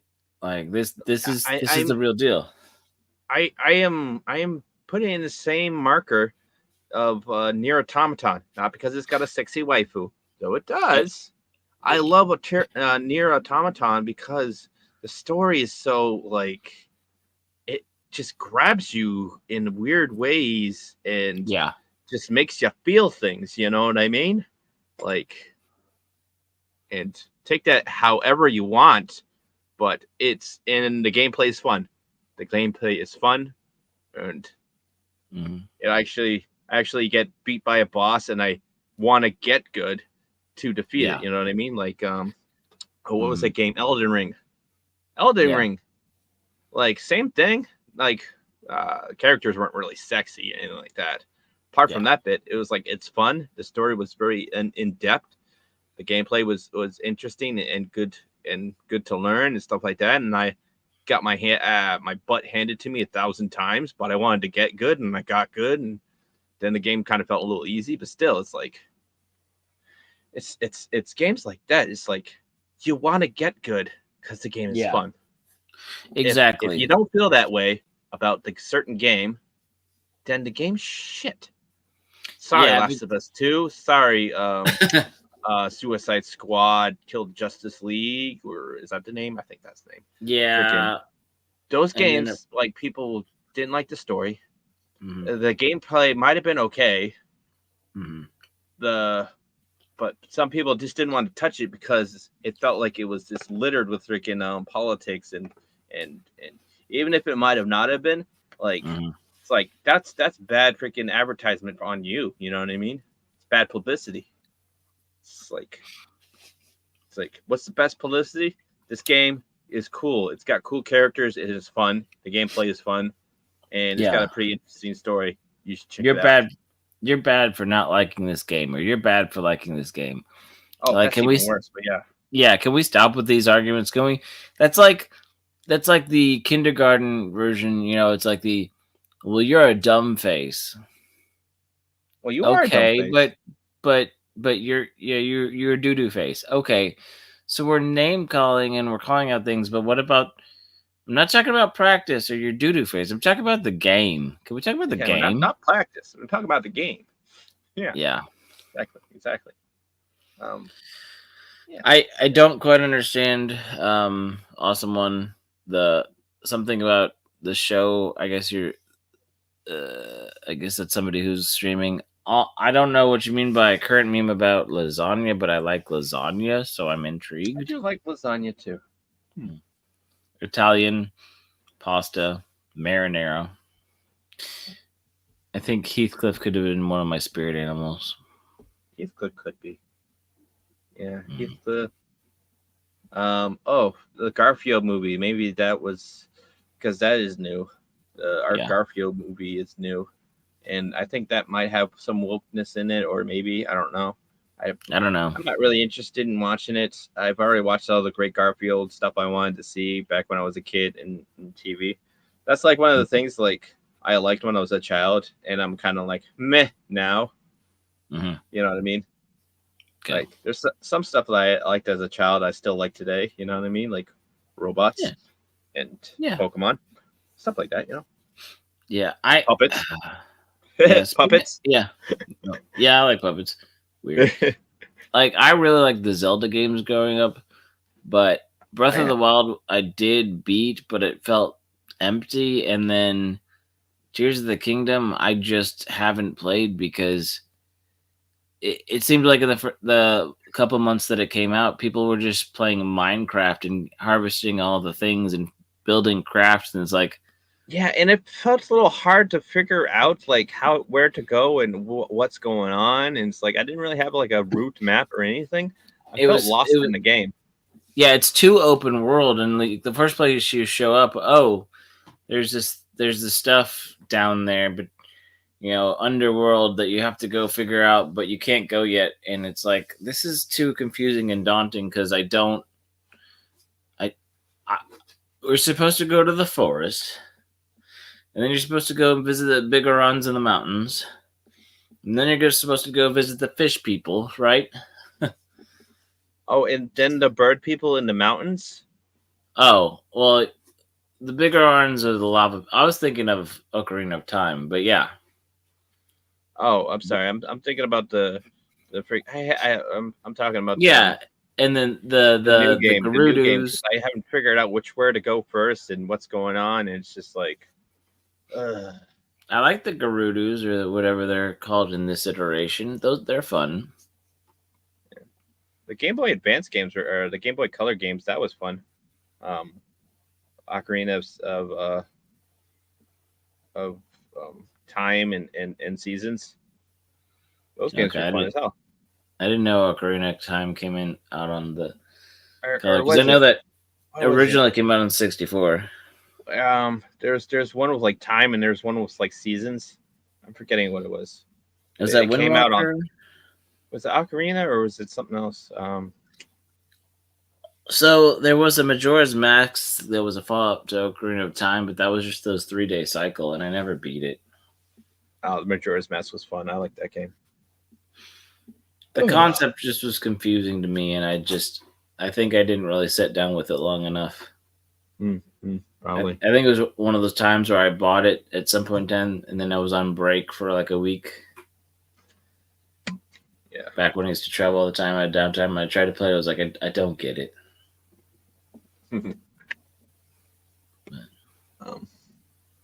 Yeah. But yeah, community panels. Exactly.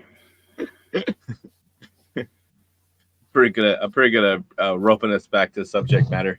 I wish I could remember who it was, and I'm sure I could look at the itinerary. The first Comic Con I ever went to was is in Houston, the Comic Palooza. And I think it was around 2012 or 13. And that's the one where Sir Patrick Stewart was there. There was a one of the old writers or showrunners for Doctor Who was there. And I got to sit on those two panels. Well, the Patrick Stewart, they just every 10 minutes, it seems like they were upgrading the room, and they finally put him in the upstairs in the auditorium because everybody who was there wanted to hear him talk.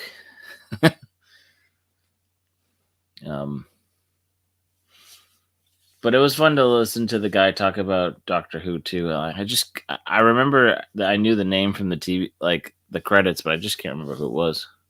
Yeah, I've been watching all the old Doctor Who's, and they're very different. Yeah, I love old Doctor Who. It's very interesting, very different. All the doctors are very different, but yeah, like the stuff is like, yes, the Doctor is quirky, is he eccentric, he's a lot of everything, but there's always some kind of shtick about him, you know. There's always some kind of like interesting thing. Does the new, like, what's his name, Gatwa or whatever his name is, like, does he fit the Doctor formula? Maybe. As much as I'm chagrined to say that, you know what I mean?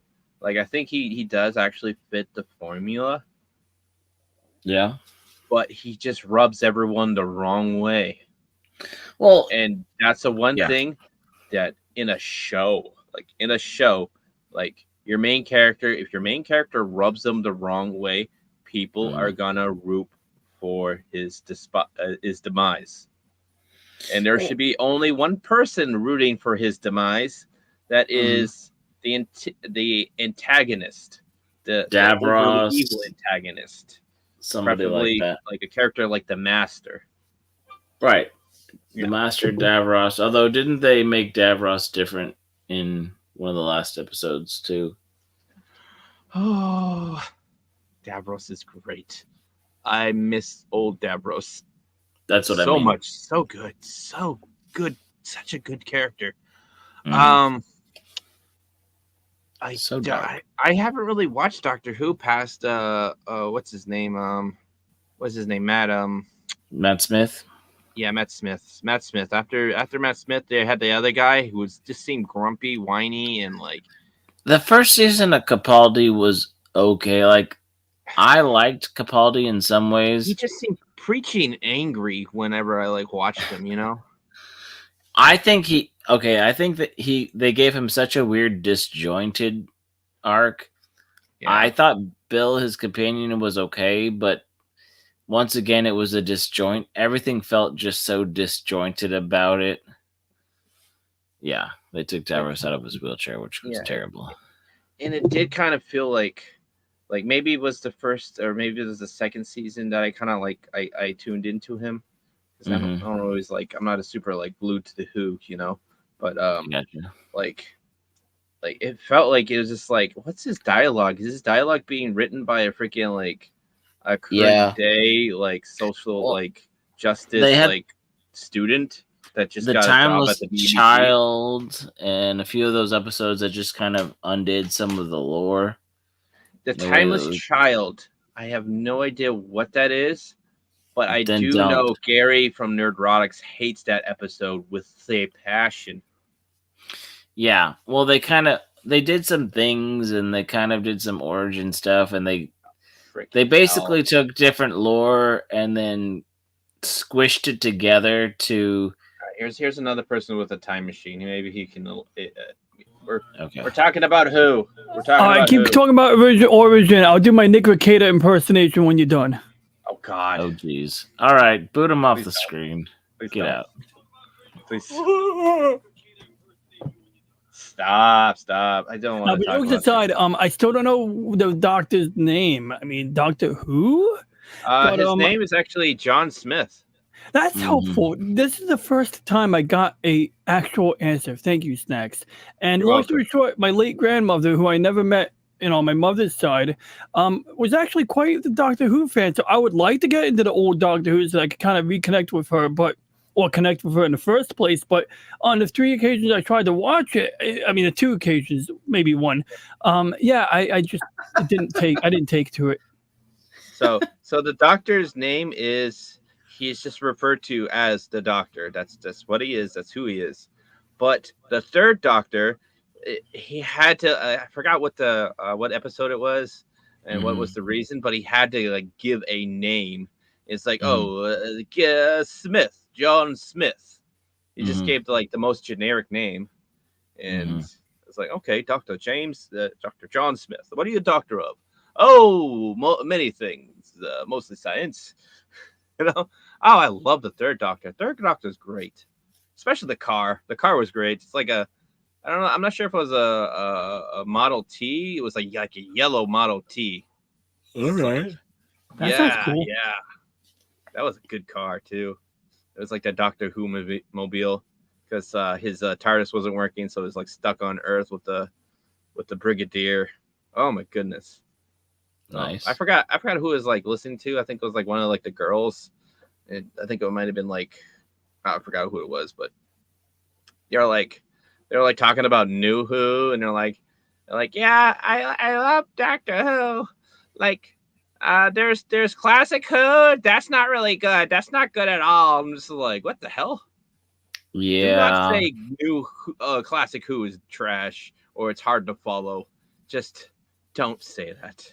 Just say that you don't have the patience, or you haven't learned how to sift through and understand classic television. It's from a different era.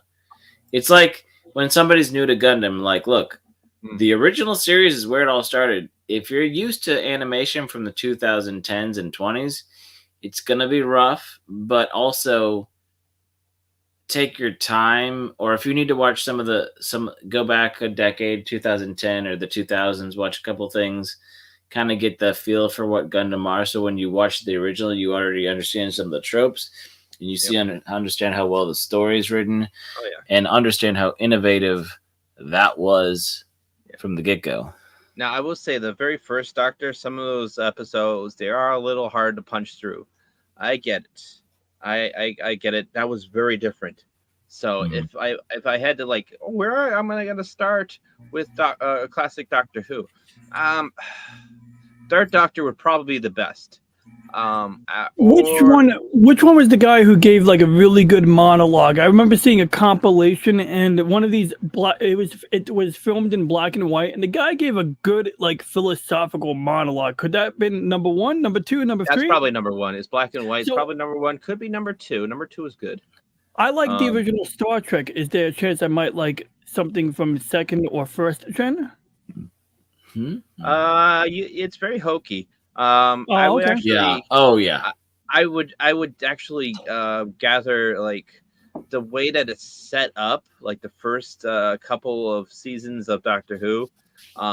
Picture it as like serial of the old classic, not the 1980s movie, but the old classic Flash Gordon serials. It's kind of like that.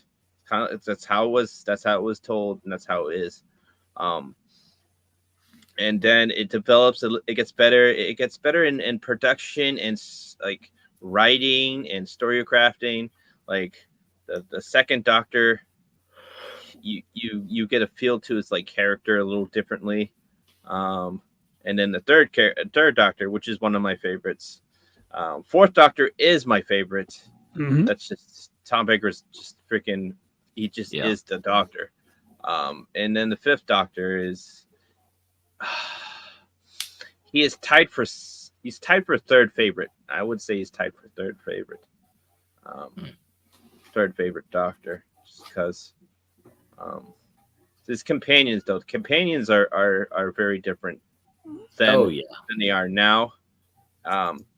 They some of them have a little more play, and some of them are a little less important. It's a hard hard thing to swallow. But they do change companions so much. They don't just like wrap like companions like keep companions in like New Who does. They just like keep Rose forever or keep what's the middle-aged Amy? mom character? What's her name? Donna. Donna. I hate Donna so much. Everyone's like, I love Donna. I used to not like her, but I like her now. I was like, no, she has always been garbage character. Sorry. Well, like Amy Pond, right? Yeah. What are you doing? Yeah, like the Ponds have some really good storylines. But like you said, like they were around for 2 or 3 seasons as well. Yeah. They were pretty well, the fact that they were with Matt Smith, right? Because did Matt Smith get another companion after that? I'm not sure. But that's the other thing is, like Billy Piper and Eccleston obviously came back at the same time, but they kept Billy Piper on for Tennant. So this, and then you got Martha Jones, but it's like is a little weird. It's a companion like lasting longer than the Doctor, which is a little weird. But it was more like the Eccleston wanted to leave. Well, they made the companion be on par. Well, I think Billy Piper was just so popular that they kept drawing. So there was but you get this momentum, right? If the Doctor has a few different companions, but when the Doctor leaves, the companion stays on for a little while. So you have that look and feel and momentum. So it carries you to the next season, especially when there's so much time in between. You have a character you can still attach to. But if you're resetting Doctor and companion, then you have a whole mood swing. It does change that. That's happened a few times. Oh, did it happen during First Doctor? I know it happened during Second Doctor because the Time Lords like forcibly regenerated him, and they sent their companions back to the respectable time zones without their memories taken. They had their memories of the Doctors just taken from them, so it was like it never happened. You know what I mean? And then he changed into the Third Doctor, which then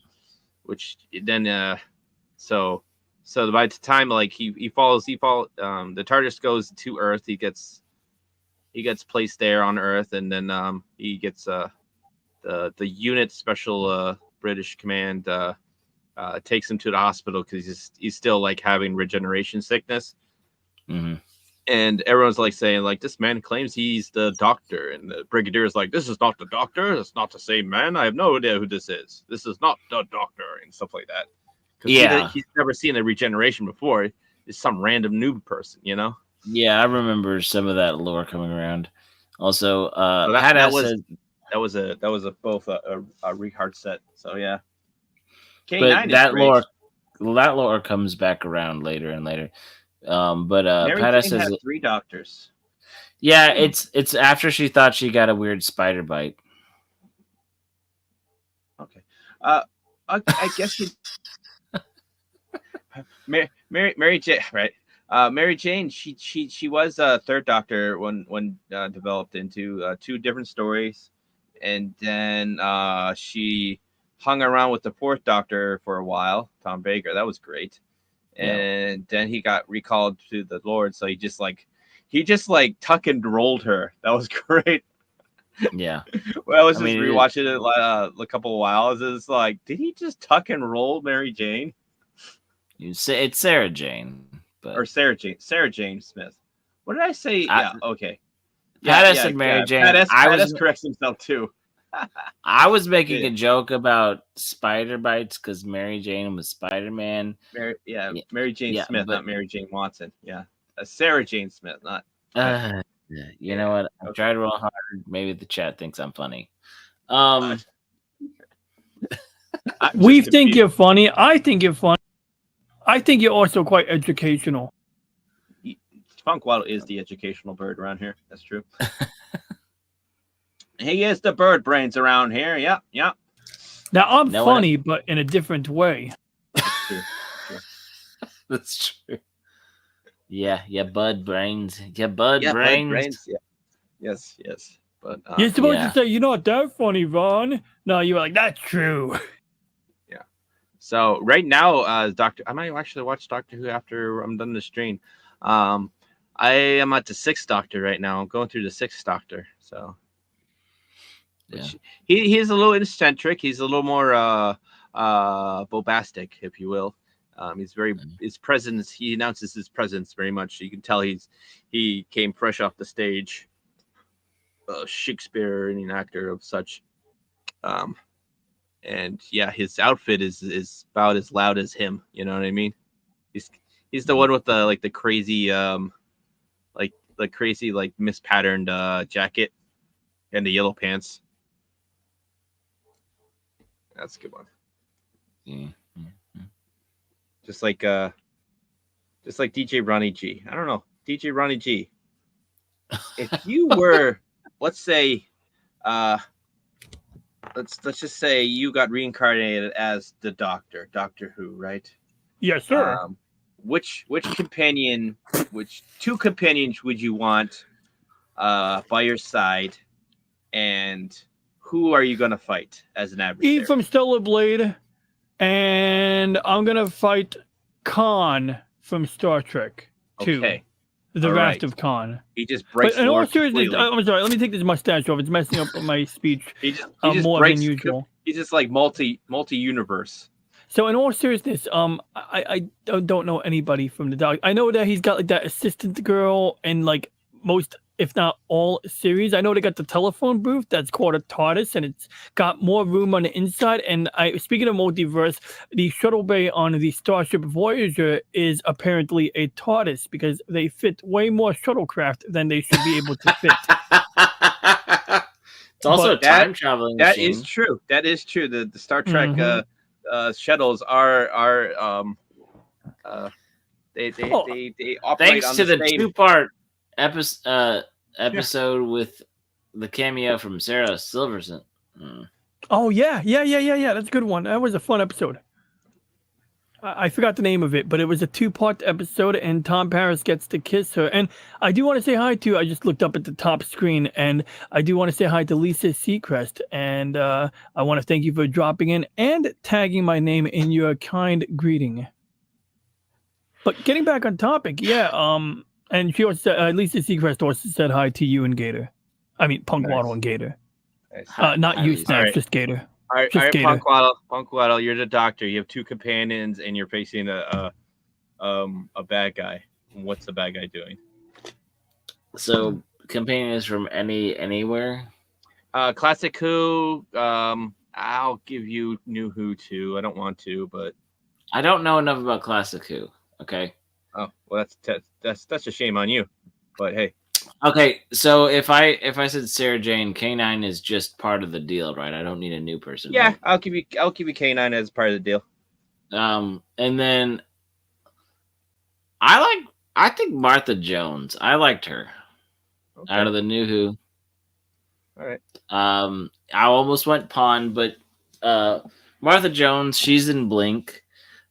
She also goes on to be kind of a more military or political position later in the lore. So she's not just the dumb kid off. Well, the middle-aged housewife who didn't turn left, right?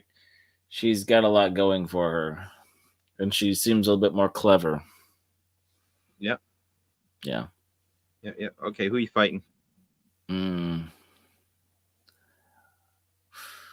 Ooh. I don't want the Cybermen. Oh, Cybermen. Oh, I love the Cybermen. Well, maybe the Cybermen, because I think those two would help me get a good sonic screwdriver and go figure out how to stop the Cybermen. Yeah. Nice. All right. I guess, Maybe I'd get my own mecha TARDIS. Okay, what are the Cybermen doing? Are they just trying to take over the world? Well, like typical. That's usually what they try to do, invade Earth. They're not teamed up with the Master this time, so That's true. That's true. The master. Okay. That was an Master. intense. Yeah, they did not. They teamed up the master a couple times. That's true. It's true. Yeah, Okay. when All right, David I guess Tennant got old and withered. Yeah, I guess I shall have to answer my own question, right? Yeah. Reveal Please do. your. All right. I'm gonna say Leela, cause she is a savage, but she is really good fighter, and she gets into trouble, but it's good. She's kind of the sexy bronze, right? And then I'm gonna go with not Sarah Jane Smith, no, but another very close to it. I'll go with Romana. Okay. Yeah. The The first version of Romana, which is really good. I feel like and K9's coming with me just because K9 and Leela were they are on screen the whole time too. So okay. If Sarah Jane Smith, which is half the time, Sarah Jane didn't have K9, so but the whole time Leela had K9. So okay, there you go. That's how that goes. And let's see. What enemies do I want? Enemies. I'll probably shoot. No, I don't want the Black Guardian's crazy. There's the Daleks. Obviously the Daleks. Who are the Garbage cans? Oh yeah. They like giant R2D2s. Yeah, I remember them. Yeah, garbage cans are pretty interesting. Yeah. I mean, all jokes aside, as much as like at first it's a bit of a turnoff to be like seeing garbage cans, in all honesty, I could see where an apocalyptic future where machines of that shape and size that can also shoot, beam weapons and things could be very, very dangerous. Look, you know what? I'm not gonna say everyone's gonna say Daleks because that's just like that. And Yeah, I would say all you Daleks if I could what's his name? Devros, because Devros is a great character to fight. But you know what? I'm gonna say Centaurans. I'm gonna fight some Centaurans. Okay. Just like, but I'm gonna up the ante instead. It's usually just like one, maybe two Centaurans that we have to fight. I'm gonna give like a whole bunch of Centaurans. You know what I mean? Yeah. Yeah. And they are trying to like capture like the they are trying to capture the Old West. That's right. I picked the time frame for it too. And it's the Alamo. The Centaurans are at the Alamo. Oh no. Okay, that'd be fun. Actually, that'd be a really fun episode. That would be a really fun episode. The Centaurans are leading Santa Ana. Wasn't it Capaldi who had a Centaur as one of his people? I don't know. But they're like when some of the companions got weird, and then the guy who played Tweedledee and Tweedledum in the new Alice in Wonderland, he was a companion. It was just the whole dynamic. Capaldi, I will say this. I will absolutely say this, that Capaldi's companions were just weird and out of whack, and they did not allow him to really create a good repertoire, a good banter, a good sort of thing. Like Centaurans are technologically advanced, like very much so. Not so, as much as the Time Lords, which that's why I don't like New Who, because they kind of kill off the Time Lords. So that's not like a, like I want some good Time Lords shows at Gallifrey, but they can't do that no more. Why? Because they've wrote the lore all freaking. Yeah, I think they regret some of those anniversary episodes. They should freaking, like when I saw that, and I was just like, oh, he's got like a deep story and all that stuff. That's interesting. Although it's the fact that it's like it should not be like that at all, and we don't have any more like lore from Rassilon or anything like that. All that good stuff is in the garbage bin. Because I got a Centaurum. Oh yeah, that is a Centauran too, right? Just a different one though. There you go. Yeah. The Centaurans. they're technologically advanced. They're super strong, but they have a ton of freaking Achilles heels. Like, Yeah.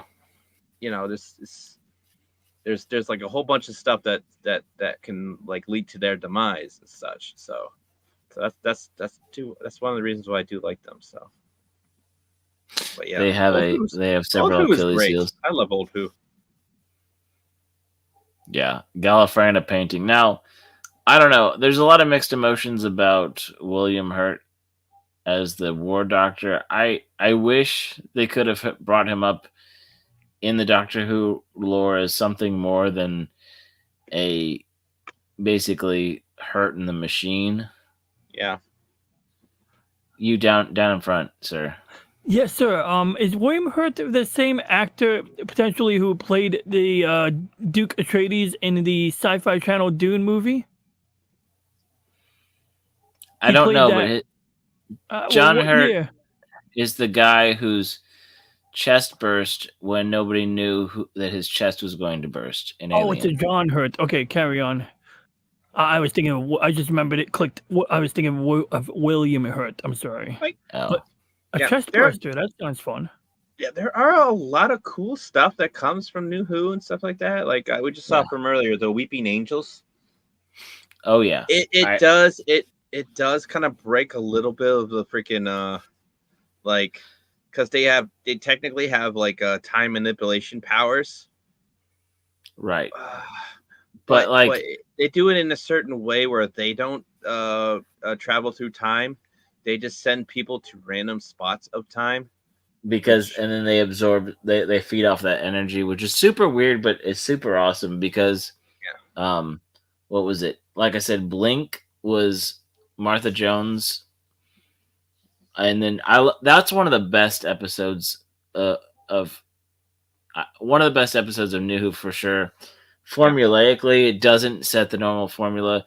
You don't really know what's going on until halfway through, and then it's just this really fun, just enough suspense, just enough like I'm actually getting scared. I feel the tension of statues that you don't see moving. Like they do the beautiful thing with physical props without doing anything. They'll change the prop, like mm-hmm. They'll change its like proportion, its posture, but they'll still have like the same like sort of face or whatever. And like you don't see it move. You don't see a creature move. It's always in stone. It's never, just pretty interesting. Interesting. I don't think David Glenn, I don't think I had heard that there are theories that the Weeping Angels are banished Time Lords. Yeah. Interesting. Are they banished angels or Time Lords? I don't think they would be banished. They would have to be cursed of some sorts. Obviously, yes, they would be banished and cursed. They would probably. Yeah, I don't know, but that's interesting because their power to manipulate time. Your Gallifreyan lore, like the Time Lords, they have already had a history of freaking warring and stuff like that. Because there's the outside of the Gallifreyan city, there's portions where it's just like a desolate war zone, or not really a war zone, but it's like a grounds of freaking just the Death Zone. They call it the Death Zone. That's right. And when they show it in New Who, it kind of looks a lot like the. Did they go to Gallifrey in New Who? There's a couple times where they do because they talk about the Master. There's a few things that go on. What Timothy Dalton is a Time Lord, right? And a few other things. But yeah, there's some things where he goes to where different Doctor Who's doctors go, and it looks a lot like the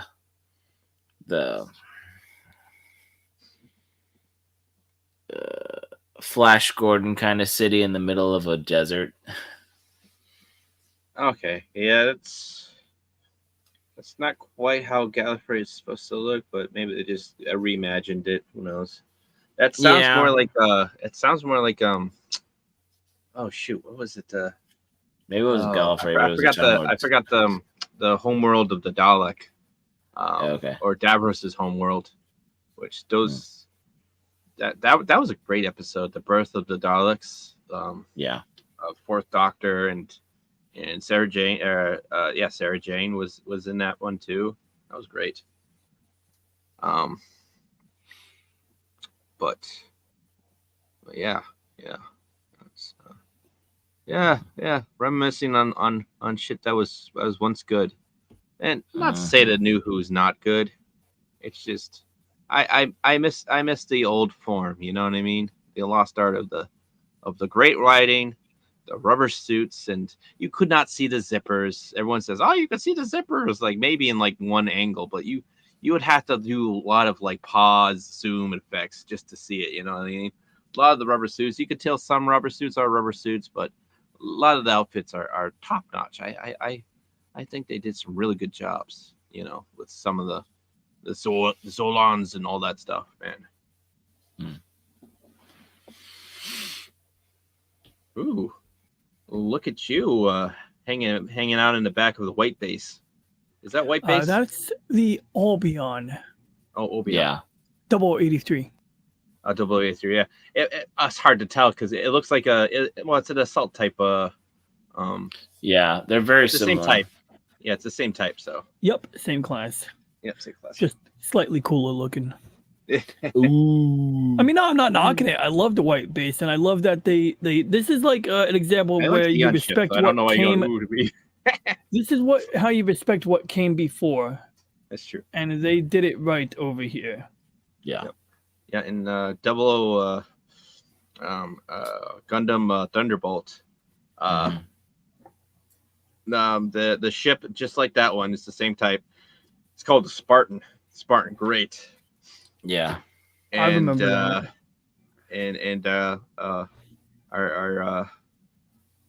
The Xeon sided hero who's working with the new type cult.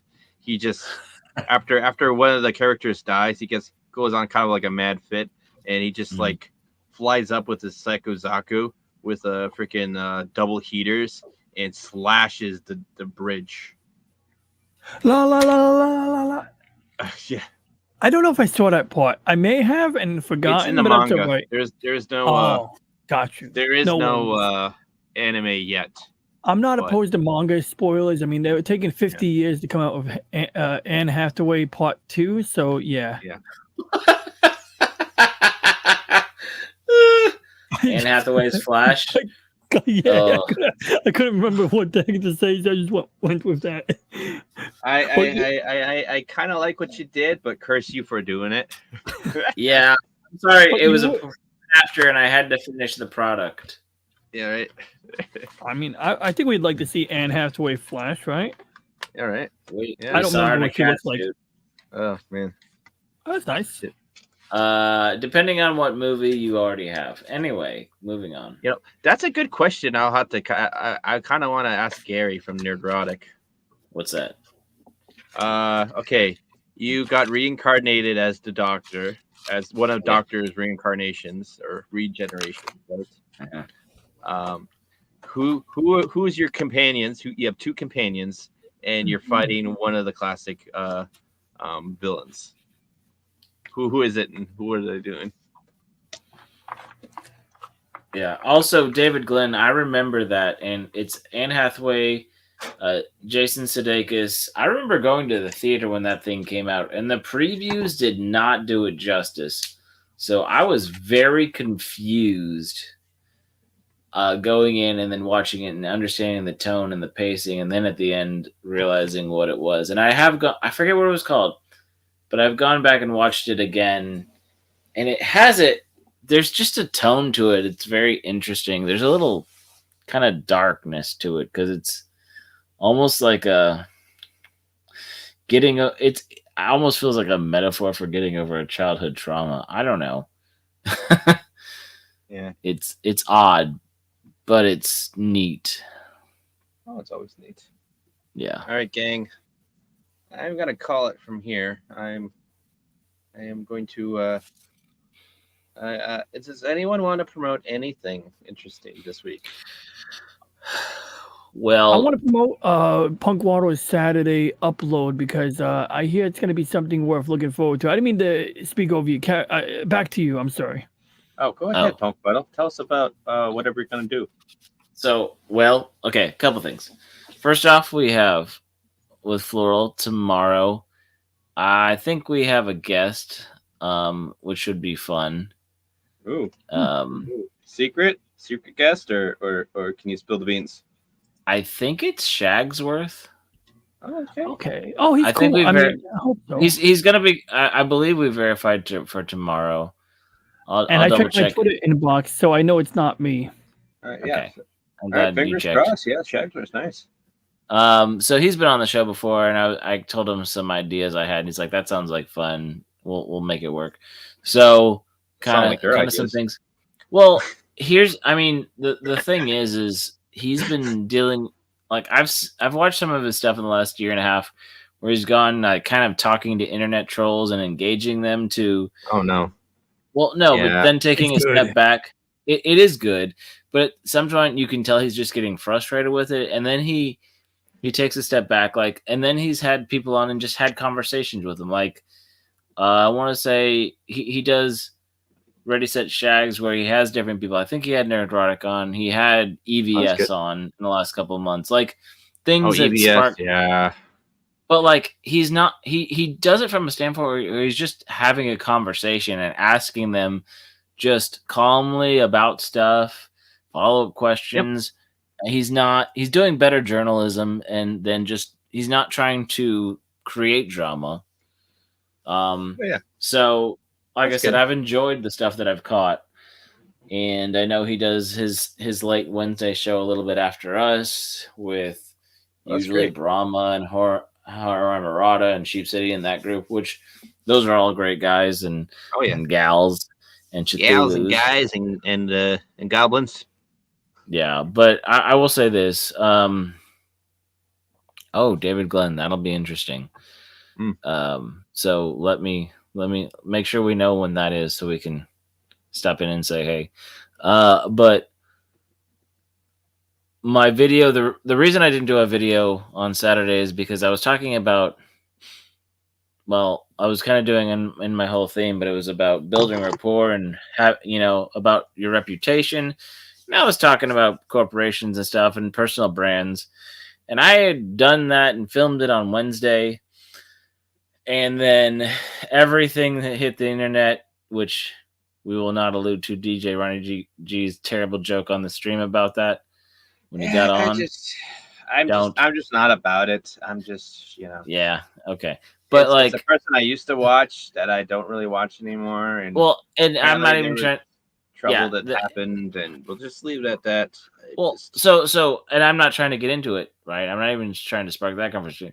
Yeah. But because of some of the ways I address things, and I was talking about bigger companies like, Disney and Hollywood and gaming industry, that some of the things I said in light of what had happened, I was like, I need to readjust this because it may sound like I'm just calloused when I'm not.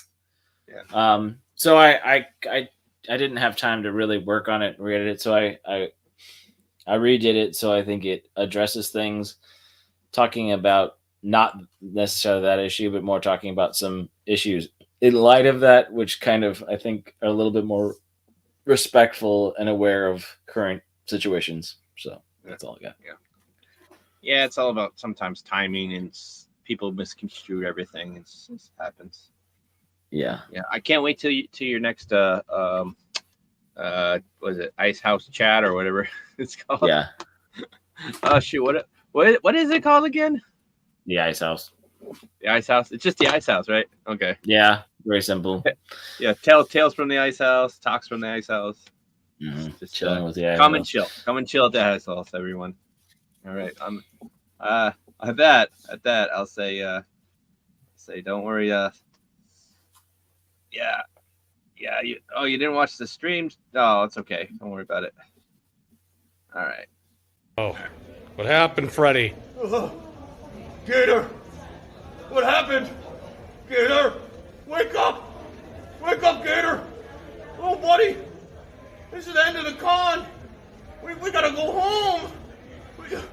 Gator! Wake up, man! Oh, well.